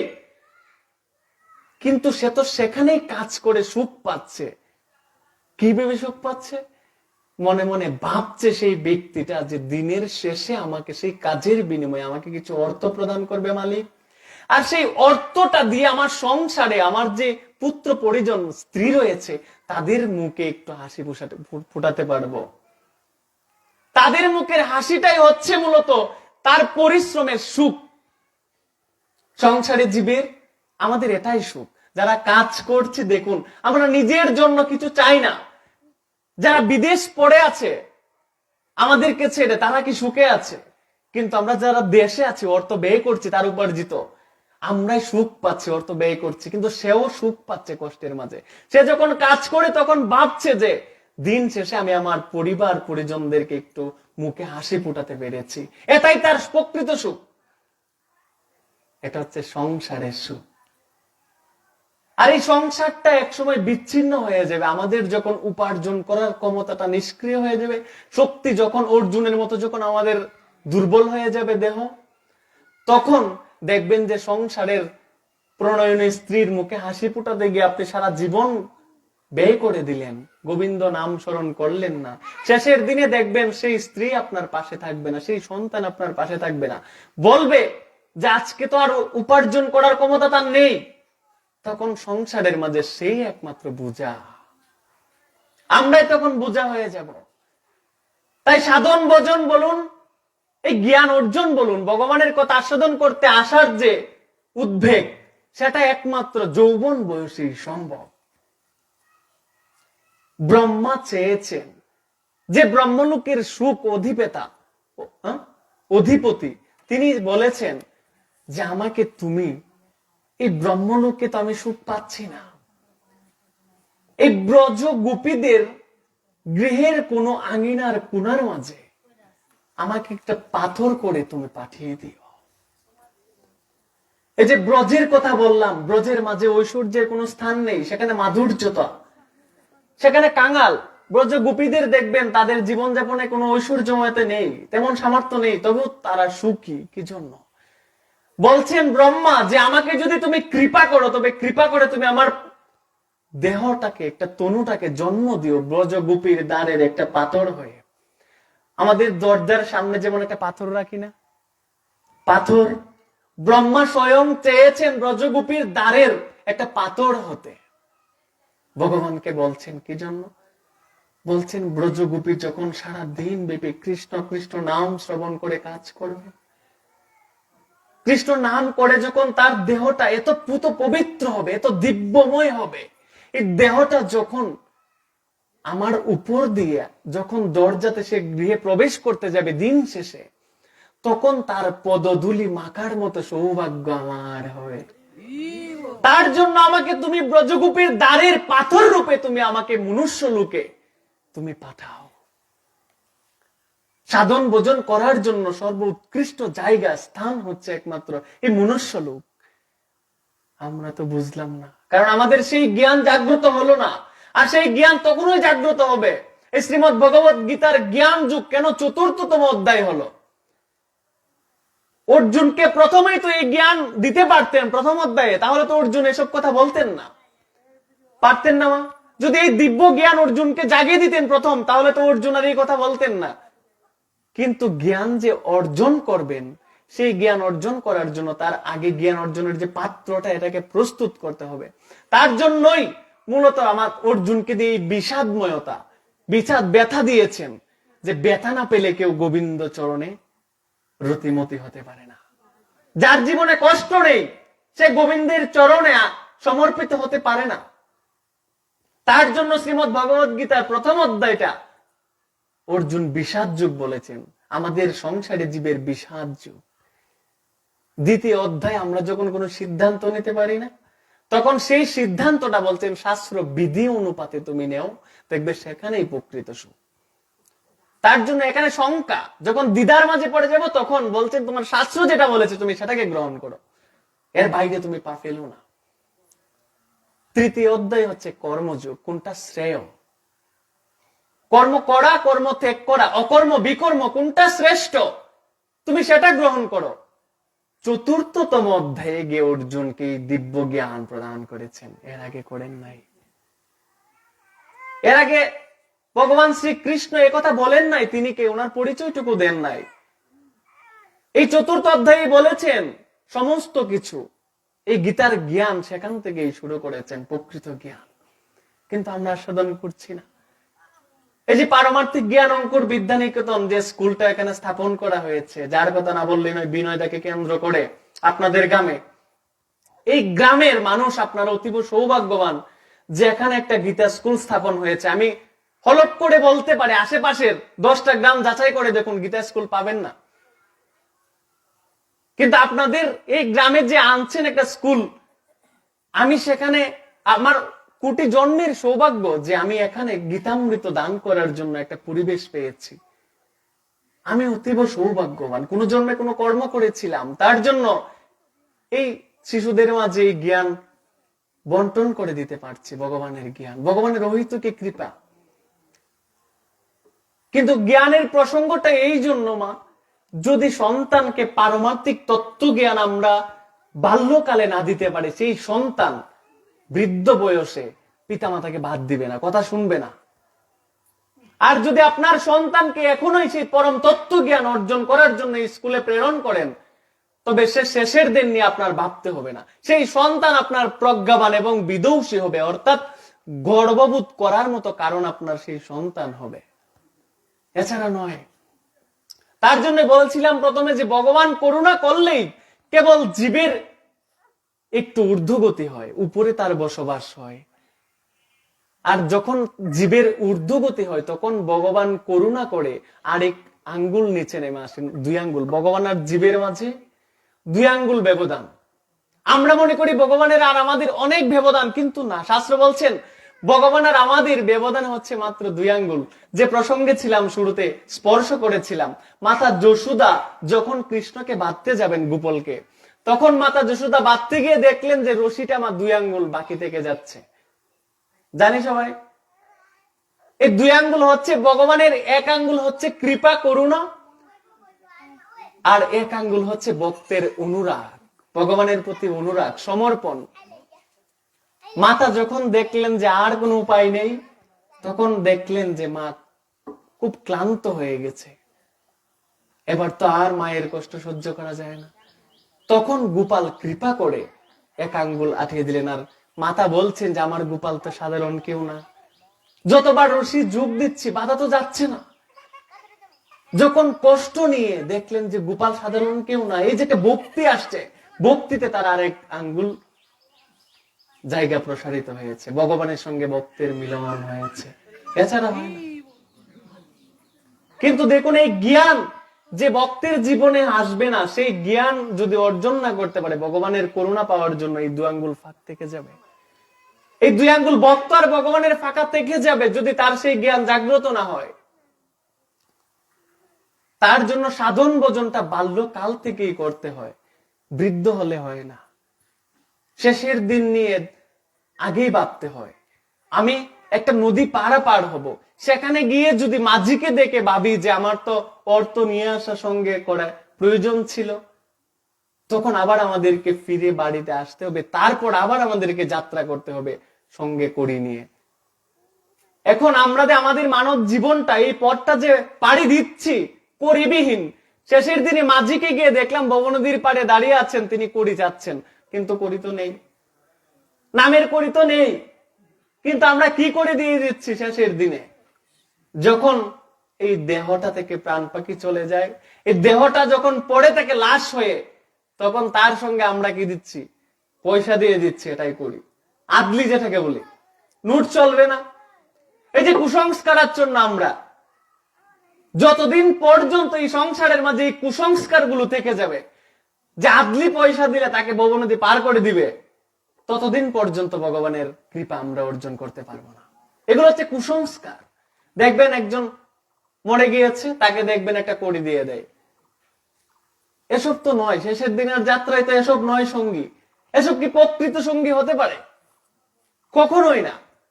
সারা জীবন সে জীবদ্দশায় সাধন ভোজন করলো না, হরিকথায় আসলো না, শ্রবণ করলো না, গলায় তুলসী মালা ধারণ করলো না, ধুতি পড়তে জানে না, ধুতিটা পর্যন্ত পড়তে জানে না। তাকে শেষের দিনে যখন জীবাত্মা চলে যায়, তখন আমরা তাকে সাধু বেশে সাজিয়ে দিচ্ছি, তুলসী মালা পরিধান করিয়ে, মাল্য তিলক দিয়ে চর্চিত করে পাঠিয়ে দিচ্ছি সাধুর বেশে।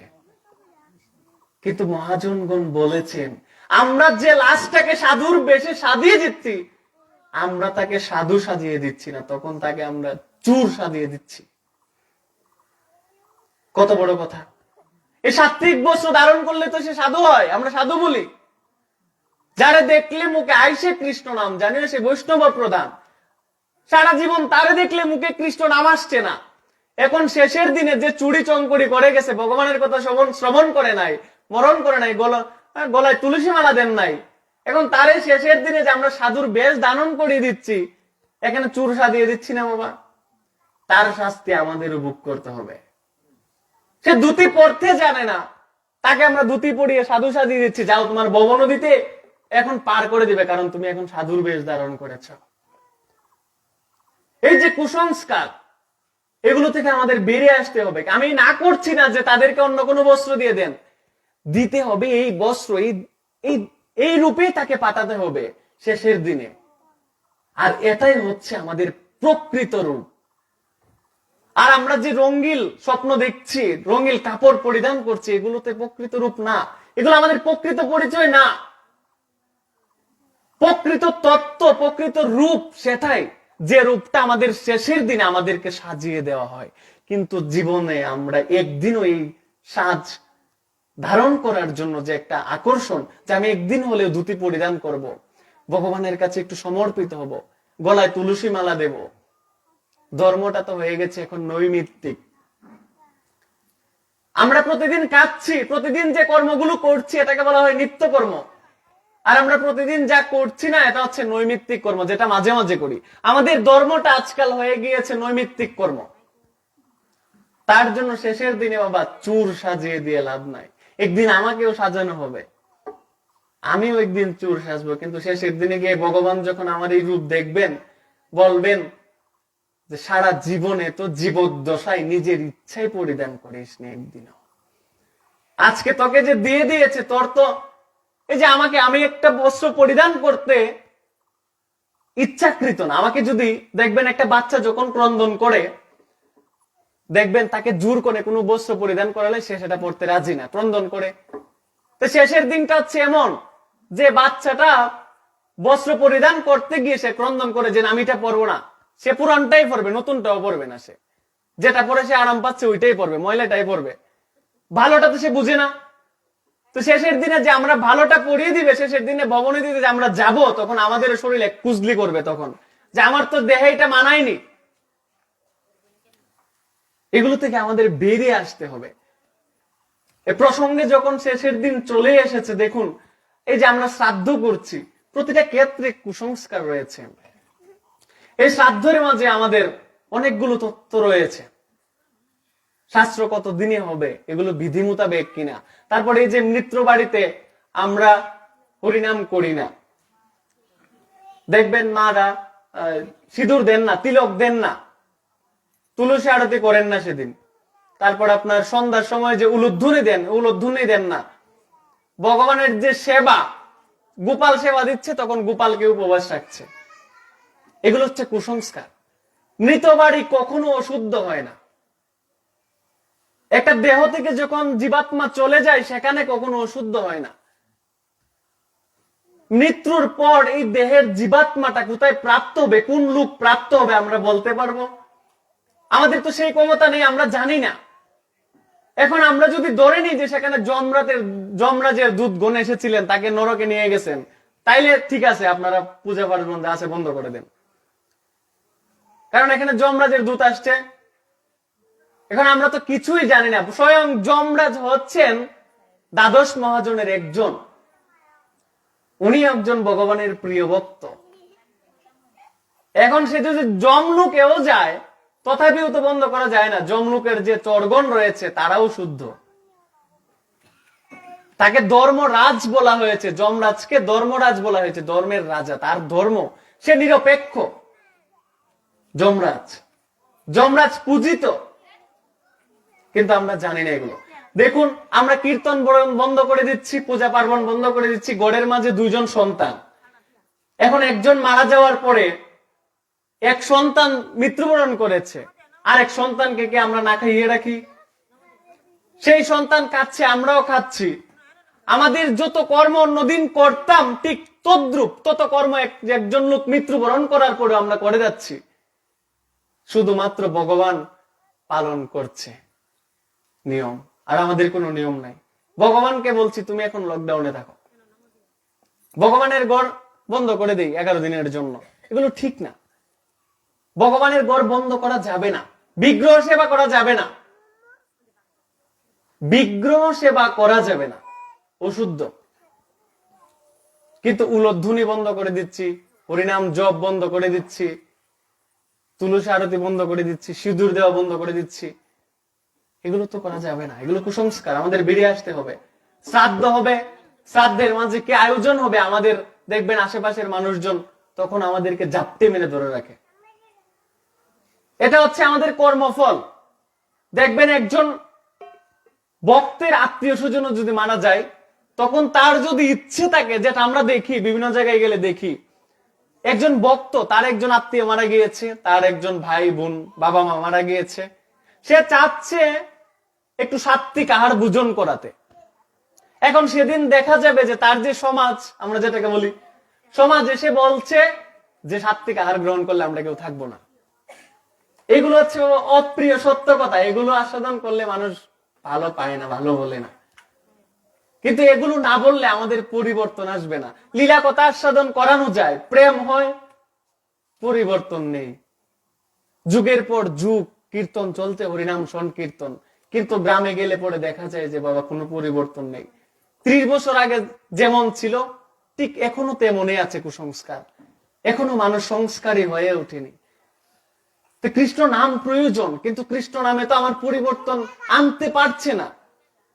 তার জন্য যেগুলো আলোচনা করলে সমাজ পরিবর্তন হবে সেগুলোই আলোচনা করা প্রয়োজন। এগুলোই হচ্ছে মূলত অপ্রিয় সত্য কথা। এগুলো বললে মানুষ ভালো বলে না, প্রশ্নবিদ্ধ হতে হয় আরো। কিন্তু সমাজটা পরিবর্তন হতে হবে, তার যে দিন শেষ হবে এটা আমাদের চিন্তনে আসতে হবে। এই যে শ্রাদ্ধ হচ্ছে, দেখবেন তার ইচ্ছে যে আমি সাত্বিক আহার করাবো, কিন্তু আশেপাশের মানুষ তখন বলে যে না, করা যাবে না, আমরা যদি তুমি মাছ মাংস না করো তাহলে আমরা যাব না। সে বাধ্য হয়ে করছে। কিন্তু যে সমাজ, আমি যদি আজকে একজনকে বাধ্য করি যে আপনি মাছ করতেই হবে, মনে রাখতে হবে একদিন আমার বাবাও মারা যাবে, একদিন আমার মাও মারা যাবে, একদিন আমি নিজে স্বয়ং মারা যাব। সেদিন আমি যে আজকে তাকে বলছি যে তোমার বাবার শ্রাদ্ধে মাছ খাওয়াতে হবে, নয়তো আসবো না। যখন আমি মারা যাব তখন আমার শ্রাদ্ধের মাঝেও দেখবেন মানুষ বলবে যে তার শ্রাদ্ধের মাঝে মাছ না করলে আমরা যাব না। দুষ্টা আসলো যে মারা গিয়েছে তার না, দুষ্টা হচ্ছে আমাদের সবার। তার জন্য স্যাক্রিফাইস প্রয়োজন। আমরা যদি স্যাক্রিফাইস না করতে জানি, সমাজ পরিবর্তন হবে না। তার জন্য আমাদের প্রত্যেকের উচিত আমরা একটু কষ্ট করা। বাবা, প্রত্যেকের সামর্থ্য আছে, এখন এই অভাবী কেউ নাই যে সংসারের মাঝে মাছ এনে খাইতে পারে না। খাচ্ছ প্রতিদিনই, তুই খাচ্ছ মাছ। একজন এই যে সারা দিন ব্যাপী 11 দিন ব্যাপী সে কি করলো? সাত্বিক আহার গ্রহণ করলো। আত্মীয় স্বজন সবাই, পুত্র পরিজন সবাই কি করলো? পুরো বংশ দেখবেন কেন তারা সাত্বিক আহার গ্রহণ করে, অভিসন্ন গ্রহণ করে কি জন্য? কারণ অভিসন্ন গ্রহণ করে এই দেহটাকে শুদ্ধ রেখে যদি কোনো ভক্ত কৃষ্ণ নাম করে, সেই কৃষ্ণ নামের যে ভক্তি, যে পুণ্য, সেই পুণ্য রক্তের একটা কানেকশন থাকে বংশ গরিমা। সেই বংশের সবার যে রক্তের কানেকশন, যারা সেদিন শুদ্ধ থাকবে, দেহটা শুদ্ধ থাকবে, সেই শুদ্ধ থেকে সে যদি কৃষ্ণ নাম করে, যে দেহটা লুপ পেয়েছে, মৃত্যুবরণ করেছে যে লোক, তার পুণ্য অর্জন হবে তখন। এখন আমি 10 দিন পর্যন্ত নিরামিষ আহার গ্রহণ করলাম, আর যেদিন ভগবান বিষ্ণুকে পূজা করে প্রসাদ দিব, প্রসাদ দিয়ে সেই পিণ্ড কি আমরা যে পিণ্ড দেই জানি না, সেই পিণ্ড হচ্ছে মূলত আটার দোলার গুড়ি নয়, এগুলো হচ্ছে ভগবান বিষ্ণুর প্রসাদ। ভগবানকে আগে অর্পণ করে সেই প্রসাদটাকে সেই জীবাত্মাকে আমরা নিবেদন করি। এখন আত্মা তো খাইতে দেখি না আমরা। জীবাত্মা হচ্ছে তখন চিন্ময়, তখন এটা চিন্ময় হয়ে যান। আমাদের দেহটা পঞ্চভূতের তৈরি, কীর্তি অপ তেজ মরুদ ভূম, পঞ্চভূত আমরা সবাই জানি। এই দেহটাকে যখন জীবাত্মা চলে যায়, তখন এই দেহটা 11 দিন পর্যন্ত একটা ভূতের দ্বারা তৈরি হয়। 11 দিন পর্যন্ত আশেপাশে বিচরণ করতে থাকে এই জীবাত্মা। সেটা হচ্ছে বায়ু, একমাত্র বায়ু। তখন বাতাস হয়ে প্রত্যেক দেখছে কে কি করছে না করছে, সবাইকে দেখছে। 11 দিন গত হলে সেই প্রসাদ পেয়ে তখন তার লোকে প্রাপ্ত হয়, তার কর্মফল অনুযায়ী। কিন্তু আমরা এগুলো জানি না।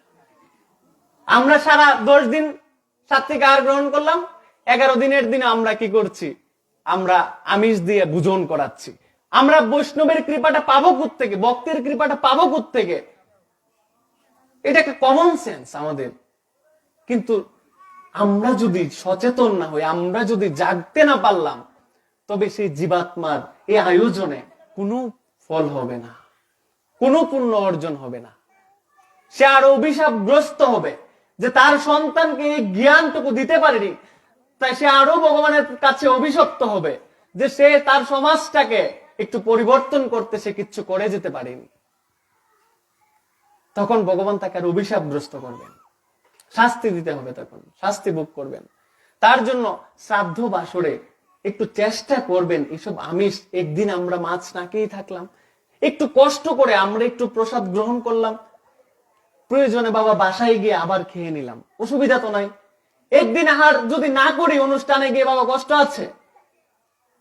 মাছ আনে খাওয়ার জন্য সবার সামর্থ্য রয়েছে, সংসারে তো খাচ্ছি, কিন্তু তার বাবার যে অনুষ্ঠানটা আজকে যদি আমি এটা সাত্বিক ভাবে করতে দেই, এখানে যদি আমি একটু তাকে স্যাক্রিফাইস করি, একদিন আমার বাবার শ্রাদ্ধ হবে, আমার মার শ্রাদ্ধ হবে, আমার শ্রাদ্ধ হবে, সেদিন আমিও তাদের কাছ থেকে এই কৃপাটা পাবো। এই উৎকণ্ঠা আমাদের জাগতে হবে, নয়তো সমাজ পরিবর্তন হবে না। আগে আমার নিজের পরিবর্তন হতে হবে। আপনাদের গ্রামে কি আমিষ দিয়ে হয় বাবা শ্রাদ্ধ? চেষ্টা করবেন এগুলো থেকে বেরিয়ে আসতে।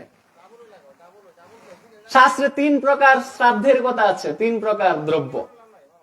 নিরামিষ বলতে কোনো দ্রব্য নেই। এখন আমি যে বললাম মাছ খাওয়া যাবে না, অনেকেই বলবে যে মাছ তো শাস্ত্রে লেখা আছে। শ্রীমদ ভগবত গীতায় বলছেন, এবং শ্রাদ্ধ নিয়ে যে বলছেন হরিভক্তি বিলাস বলছেন, শ্রাদ্ধের মাঝে আহার হচ্ছে এই জগতের মাঝে সমস্ত কিছু 3 প্রকার, সাত্ত্বিক, রাজসিক, তামসিক। তামসিক শ্রাদ্ধ সেটাই যেটা মাছ মাংস করা হয়, আর সেটাই ভুক্তা হচ্ছেন রাক্ষসগণ। এখন আমরা কি আরেকজন শ্রাদ্ধের মাঝে রাক্ষস হয়ে কেটে যাব? তার জন্য আমরা যদি সেখানে ভক্ত হয়ে যাই, তাহলে আমাদেরকে সাত্ত্বিক আহার গ্রহণ করতে হবে, যেটা গ্রহণ করলে আমরা প্রসাদ পেয়ে আমাদের দেহটাও শুদ্ধ হয়ে যাবে, ভগবানের প্রসাদ। আমরা তামসিক শ্রাদ্ধ আছে শাস্ত্রে, কিন্তু আমরা তো করবো না সেটা। আমাদের প্রয়োজন সাত্ত্বিক, আমাদের কর্মটা যেন সাত্ত্বিক হয়।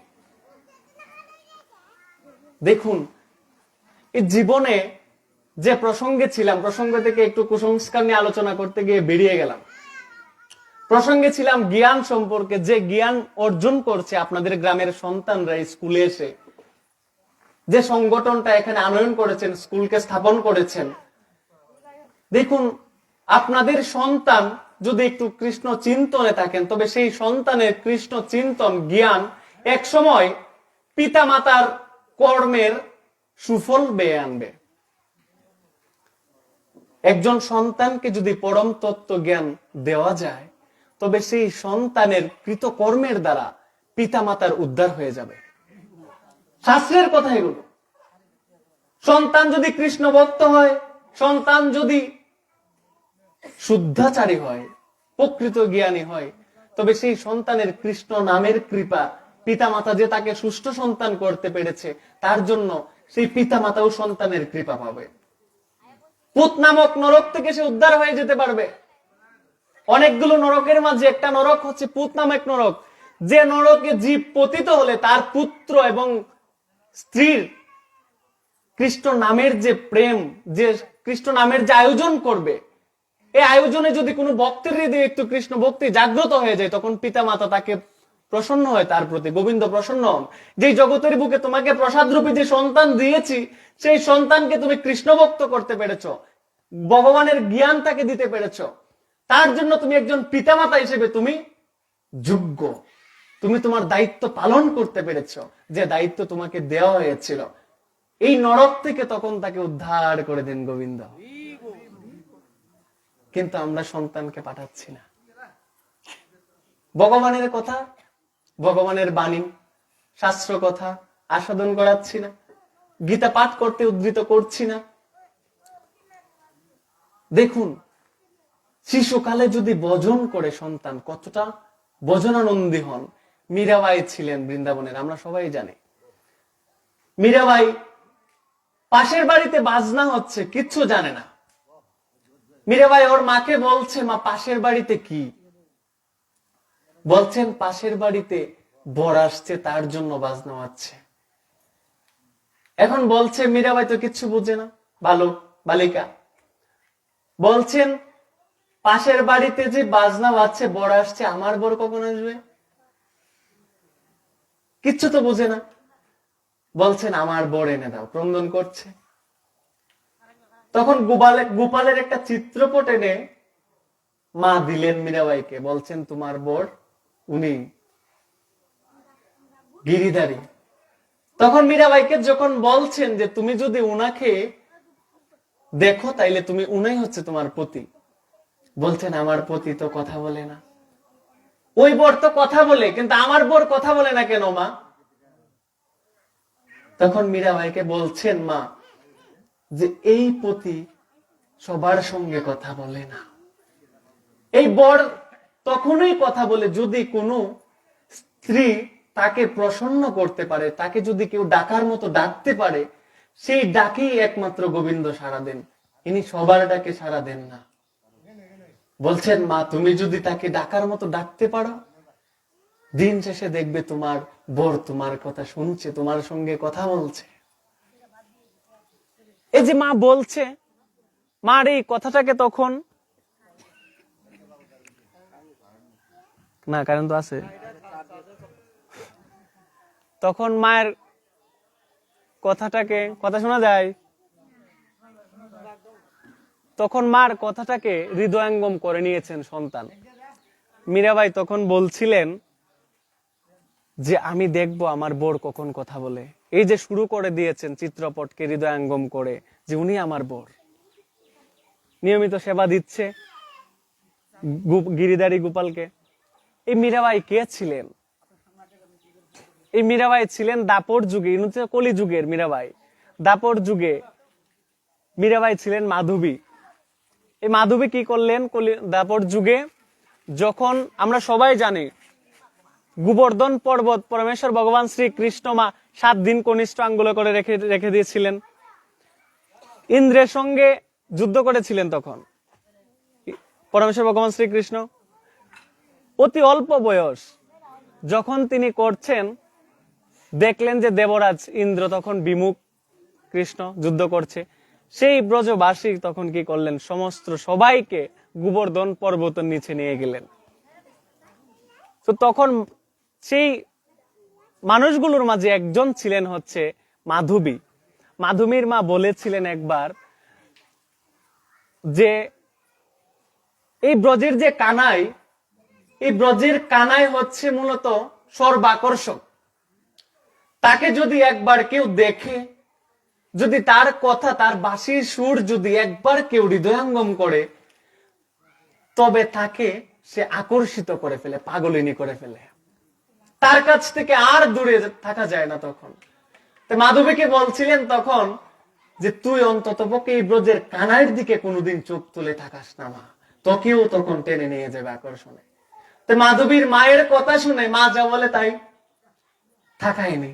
যখন গোবর্ধন পর্বত একের পর একদিন করে 7 দিন হস্তে ধারণ করে রাখছেন কৃষ্ণ, তখন একদিন ভাবছেন যে কে এই বালক যে একটা কনিষ্ঠ আঙ্গুলের মাঝে পর্বতকে ধারণ করে রাখছে, সবাই তার গুণকীর্তন করছে। উপরের দিকে একটু তাকালেন, তাকিয়ে সেই কনিষ্ঠ আঙ্গুলটাকে দেখলেন যে কেউ ধরে রেখেছেন। এই আঙ্গুলটাকে দেখে তখন মাধবী ভাবছেন যে যার আঙ্গুলটা এত সুন্দর, না জানি সে কত সুন্দর, তাকে যদি একবার দেখতে পারতাম। মাতা তো বারণ করেছে, দ্বিধার মাঝে পড়ে গিয়েছে, তবুও ভাবছে যে না, একবার দেখতেই হবে আমার। তখন আঙ্গুলটা দেখার পরে যখন কৃষ্ণের মুখমণ্ডলের দিকে, বদনের দিকে, তনুর দিকে তাকালেন, তখন দেখলেন যে এই রূপ তো আর কোথাও দেখা যায় না। এই ত্রিবঙ্গ বংশীধারী যে কৃষ্ণ, তার রূপে এত মোহিত, এত আকর্ষিত করছে মাধবীকে, সে তখন ক্রন্দন করছে যে এই রূপ কেন এতদিন আমি দেখলাম না, এই রূপ না দেখে এতদিন আমি ভুল করেছি মায়ের কথা শুনে। সঙ্গে সঙ্গে দিব্য রূপ দেখে মাধবী তখন এখানে মূর্ছিত হয়ে পড়ে গেলেন, অজ্ঞান হয়ে গেলেন। তখন আশেপাশের মানুষগণ তাকে, ভক্তগণ তাকে জল ছিটা দিয়ে যখন জাগ্রত করলেন, তখন বলছেন আমার তো অনেক দিন গত হয়ে গিয়েছে, তোমার চরণ ভজন করতে পারিনি, তোমাকে দেখা হয়নি। যদি আবার কোনো জন্ম দিয়ে এই জগতে তুমি পাঠাও, তবে সেই জন্মে যেন জীবনের শুরু থেকে তোমাকে আমি দেখতে পাই, তোমার চরণ যেন সাধন ভজন করতে পারি। তুমি আমাকে সেই জন্মে, জীবনের শুরু থেকে তুমি আমাকে কৃপা করবে, ত্যাগ করবে না।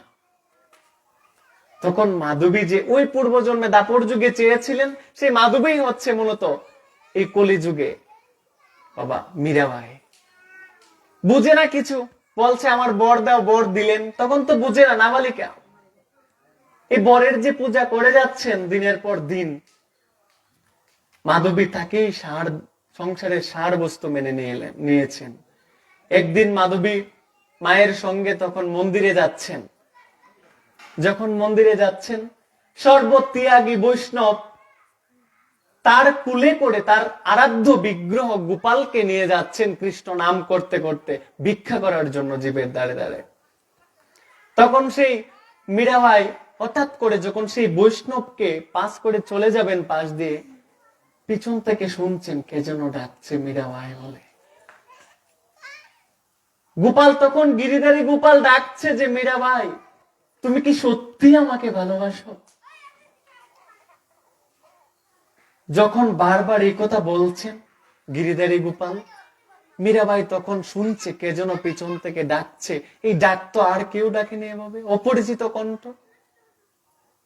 তখন তার মাকে বলছে, মা আমাকে যেন কে ডাকছে, যে আমি আমার গিরিধারীকে সত্যিই ভালোবাসি কিনা। তখন সেই গিরিধারীর পিছনে সেই বৈষ্ণবের দিকে ছুটে গিয়েছেন, সর্বত্যাগী বৈষ্ণব গোপালের দিকে ছুটে গিয়ে বলছেন মীরাবাই বৈষ্ণবের কাছে গিয়ে, যে আপনার যে গিরিধারী, এই গিরিধারীকে কে আমাকে দিবেন? নাবালিকা বুঝে না কিছু, বলছেন মা আমি তো তোমাকে দিব না, আমার আরাধ্য গোপাল, আমি তার সেবা করি প্রতিদিন নিয়ম করে। তুমি নিয়ে কি করবে? এই গোপাল নিয়ে তুমি সেবা দিতে পারবে না। বলছে আমি দিতে পারবো। বলছেন আমি তো দিব না। বলছেন আপনার গোপাল, আমার গিরিধারী গোপাল আপনাকে আমাকে বলছে পিছন ফিরে ডেকে ডেকে যে আমি তাকে ভালোবাসি কিনা, আমি সত্যিই তাকে ভালোবাসি কিনা। আমি তো সত্যিই তাকে ভালোবাসি, দয়া করে আপনি আপনার আরাধ্য গিরিধারী গোপালকে আমাকে দিয়ে দিন। তখন মীরাবাইয়ের মা পিছন থেকে ডেকে ডেকে তার হাতটি ধরে বলছেন, মা এই গোপাল তো তোমাকে দিবে না, চলো যাই। বলছেন না মা, আমি তো আমার গিরিধারীকে সত্যি ভালোবাসি, আমাকে তো গিরিধারী বলেছেন আমি সত্যি ভালোবাসি কিনা, আমি তো ভালোবাসি, আমি গিরিধারীকে না নিয়ে যাব না। একজন বৈষ্ণবের আরাধ্য গোপাল তোমার সে দিবে না, এত সহজে তো দিবে না। মায়ের হাতটি ধরে তখন নিয়ে গেলেন। যখন নিয়ে যাচ্ছে সেই অবুঝ সন্তান তখন বলছেন তার ভক্তিতে, এত ভক্তি তার জাগ্রত হয়ে গিয়েছে, তখন বলছে আজকে তোমাকে না নিয়ে আমি চলে যাচ্ছি, কিন্তু এমন এক সময় আসবে তোমার স্বয়ং নিজে আমার কাছে তোমার আসতে হবে। আজকে তোমাকে না নিয়ে আমাকে ফিরতে হচ্ছে, কিন্তু এমন এক সময় আসবে তোমার স্বয়ং আমার কাছে ফিরে আসতে হবে, কারণ আমি তোমাকে সত্যিই ভালোবাসি। আমরা তো আমার সেবা দিচ্ছি, বিগ্রহ সেবা করছি, কই কোনোদিন তো কথা বলিনি গোবিন্দ। বলেছে মা, সেবা দিচ্ছি গোবিন্দকে, বুক দিচ্ছি, প্রসাদ দিচ্ছি, দেখি না তো 5টা লাড্ডু দিলে পরে একটা লাড্ডু কমে গিয়েছে, দেখিনি তো ফল দিলে পরে এখান থেকে একটা ফল কমে গিয়েছে। গ্রহণ তো করে না মা, যা দিই তাই থেকে যায়। যদি ভক্তিতে ভগবানকে সাধন করা যায়, আরাধনা করা যায়, অনুরাগ মিশ্রিত করে যদি পূজা অর্চনা করা যায়, তবে সেই বিগ্রহ কথা বলে। মীরাবাই সেদিন চলে গেলেন বাসায়, গিয়ে ক্রন্দন করছে। সেদিন আর রাতে কিছু খায়নি সে। মীরাবাই ক্রন্দন করছে, তার যে চিত্রপট গিরিধারী গোপালের, যে তার মাকে দিয়েছিল, মা যে দিয়েছিল, সেই চিত্রপটটা বুকে জড়িয়ে ধরে ক্রন্দন করছে, তুমি আসলে না আমার সঙ্গে, আমি তো তোমাকে সত্যিই ভালোবাসি, তুমি তো আসলে না। সেদিন রাতে সেই বৈষ্ণব যখন গোপাল সেবা দিয়ে প্রসাদ পেয়ে নিদ্রায় গেলেন, হঠাৎ করে বৈষ্ণবকে গিরিধারী গোপাল দর্শন দিয়ে বলছেন, তুমি যে সেবা করেছো এতদিন ধরে, তোমার সেবায় আমি সন্তুষ্ট হয়েছি। আজকে দিনে আমার এক ভক্ত, নাম তার মীরাবাই, তোমার পথিমধ্যে সাক্ষাৎ হয়ে যে তোমার কাছে আমাকে নিয়ে যেতে চেয়েছিল, তাকে তুমি আমাকে কেন দিয়ে দিলে না? আমি তো নিজে তার কাছে যেতে চেয়েছিলাম, তুমি কেন জোর করে রেখে দিয়েছো? সে তো ক্রন্দন করছে, এখন সে কিছু খায়নি রাতে, সে আমার নাম করে করে ক্রন্দন করছে, সে আমাকে সত্যিই ভালোবাসে। আমি তোমার সেবায় সন্তুষ্ট হয়েছে, কিন্তু আমি এখন আর তোমার কাছে থাকবো না। আমাকে তুমি সকালেই তার কাছে নিয়ে যাও, তার কাছে গিয়ে আমাকে রেখে আসো। বৈষ্ণব ঠাকুর সজাগ হয়ে তখন ভাবছেন, জীবনে তো সারা জীবন ধরে আমি সেবা করে আসছি গিরিধারী গোপালকে, কই কখনো তো আমাকে দর্শন দেয়নি। আজকে দিনে যে ভক্তের সঙ্গে, যে বালিকাটির সঙ্গে আমার সাক্ষাৎ হয়েছিল, সে তো সাধারণ কেউ নয়। সে যদি সাধারণ কেউ হতো তাহলে তো গোপাল আমাকে দর্শন দিত না। সারাটা জীবন ধরে যাকে সংসার পরিজন সবাইকে ত্যাগ করে যাকে আপন করে নিলাম, সেবা দিয়ে আসলাম, আমার সেবায় তো তাকে সন্তুষ্ট করতে পারি। সে তো আমাকে কোনোদিন দর্শন দেয়নি। কিন্তু আজকে আরেকজনের কাছে তার ভক্তের সেবা প্রাপ্তির জন্য সে আমাকে দর্শন দিয়েছে, আমাকে কৃপা করেনি। সে তার সেই ভক্তকে কৃপা করেছে। সেই ভক্ত কত ঊর্ধ্বে তার স্থান, আমি তো আজকে অপরাধ করে ফেললাম।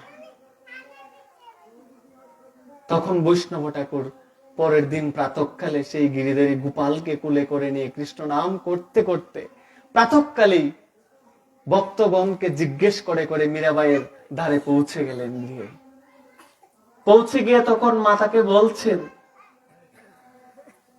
আমি তো মা অপরাধী, আমি তো বৈষ্ণবী অপরাধী, যে গিরিধারীকে সাধন ভোজন করে করে আমার জীবন যাপন করলাম, সেই গিরিধারী তো আমার আর নেই। তুমি যে বালিকাকে জন্মদান করেছো, যে মীরাবাইকে তুমি জন্ম দিয়েছো, সে তো সাধারণ কেউ নয়। সারা জীবন ধরে বিগ্রহ সেবা করে আসলাম, পূজা দিয়ে আসলাম, কই আমাকে তো কোনোদিন দর্শন দেয়নি।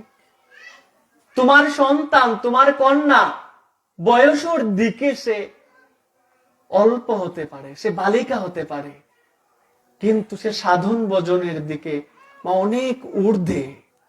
তার হৃদয়ে কোটি জন্ম জন্মান্তরের ভক্তি লালন করে নিয়ে সে জন্মগ্রহণ করেছে তোমার গর্ভে আলোকিত করে। এমন সন্তান জন্ম দেওয়া মা সৌভাগ্যের। কজন পারে এমন সন্তান জন্ম দিতে, যে তার জীবনের প্রারম্ভেই বিগ্রহ সাধন করে নিজের করে নিয়ে নিতে পেরেছে। আমাকে তো দর্শন দেয়নি। তোমার সন্তানকে দর্শন দিতে গিয়ে আজকে আমাকে কৃপা করেছে। এমন সন্তান যে তুমি জন্মদান করেছ, এমন সন্তান জন্ম দেওয়ার জন্য মা তুমি তো অতি পুণ্যাতি, তোমার চরণ বন্দনা করছি আজকে আমি। আমার জন্ম তো এমন মায়ের গর্ভে হয়নি যে জীবনের শুরুতে আমি সাধন ভজন পথে যেতে পারবো। আমি তো জীবনের প্রারম্ভিকতায় যেতে পারিনি। তুমি তো মা অতি শুদ্ধ কৃষ্ণ ভক্ত, যার কারণে মা তুমি তোমার সন্তানকে সেই ভক্তি জাগ্রত করে দিতে পেরেছ। তোমার কারণে মা এমন সন্তান জন্ম পেয়েছে জগতের বুকে। আগে তোমার চরণ বন্দনা করি। সেই মায়ের পায়ে বুলুন্টিত হয়ে বৈষ্ণব ঠাকুর দণ্ডবোধ প্রণাম নিবেদন করছেন। তখন বলছেন যে তুমি তোমার সন্তানকে মা নিয়ে এসো। তাকে দর্শন করি। বলছেন সে তো ঘুমায়নি সারা রাত।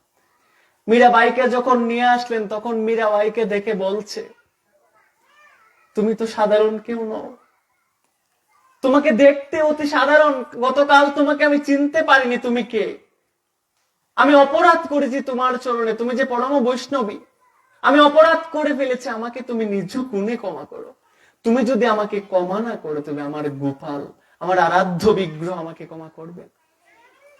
আমি কালকে তোমার অবাধ্য হয়েছে, আমার গোপালকে তোমাকে দেইনি, কিন্তু স্বয়ং আমার গিরিধারী গোপাল তোমার কাছে আজকে চলে এসেছেন, আমার আটকানোর মতো ক্ষমতা নেই। সন্তান যদি মা কৃষ্ণ ভক্ত হয়, তার ভক্তি যদি জাগ্রত হয়ে যায়, সেই ভক্তিতে সন্তান ভগবানকে আবদ্ধ করে রাখতে পারেন। আজকে মীরাবাইয়ের সেই ডাকে আজকে বিগ্রহ চলে এসেছেন।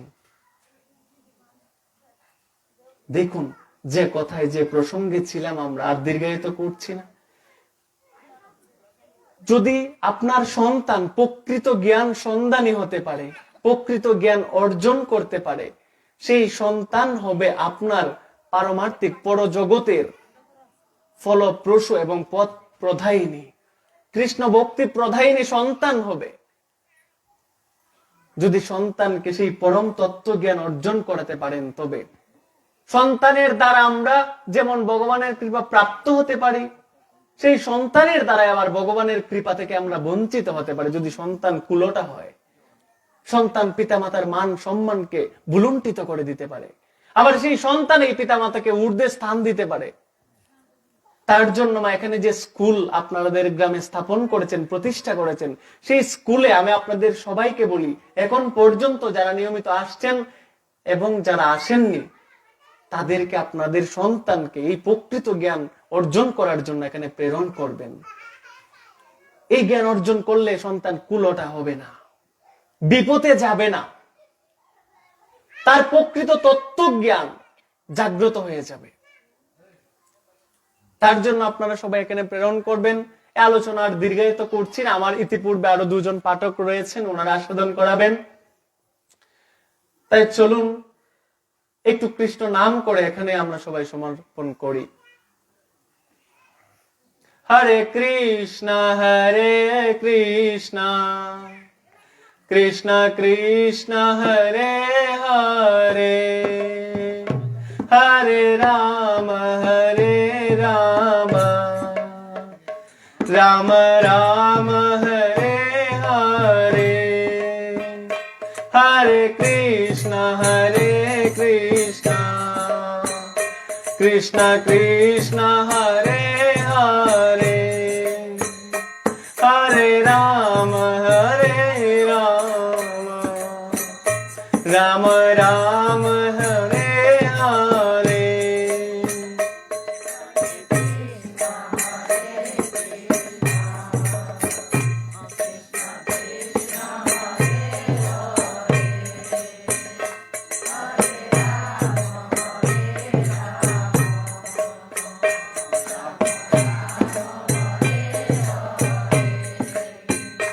Hare Krishna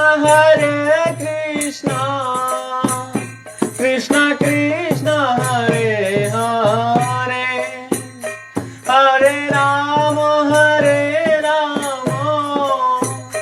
Rama Rama Hare Hare.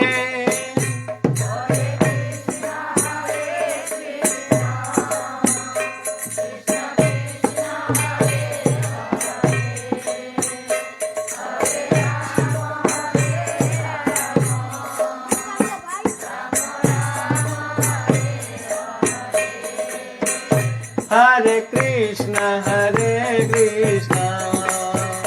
Krishna Krishna Hare Hare, Hare Rama Rama Rama Hare Hare.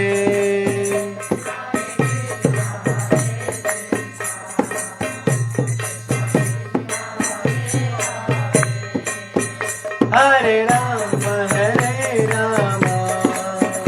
Rama Rama Hare Hare, Hare Krishna Krishna Krishna Hare Hare, Hare Rama Rama Rama Hare Hare.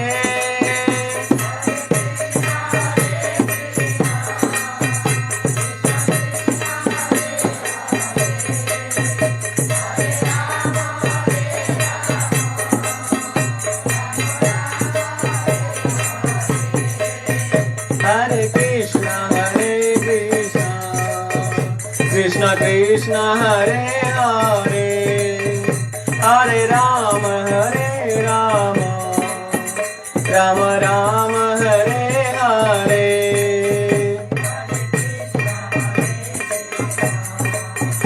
Krishna Krishna Hare Hare, Hare Rama Rama Rama Hare Hare.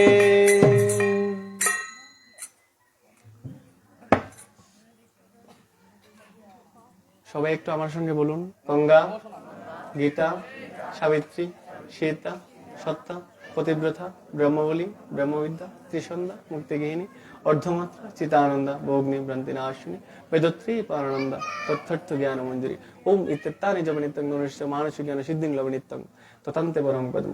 ওম যদক্ষরম পরিভ্রষ্টম মাত্রাহীনং চ যদ ভবেৎ পূর্ণং ভবতু তৎসর্বং তৎপ্রসাদাৎ জনার্দনম।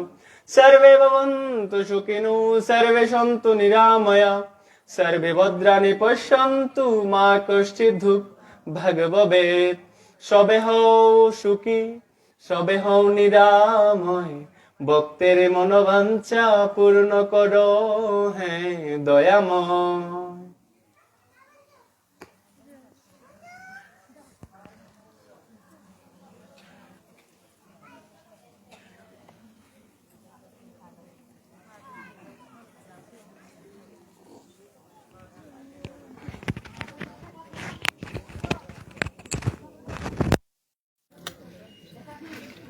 Role.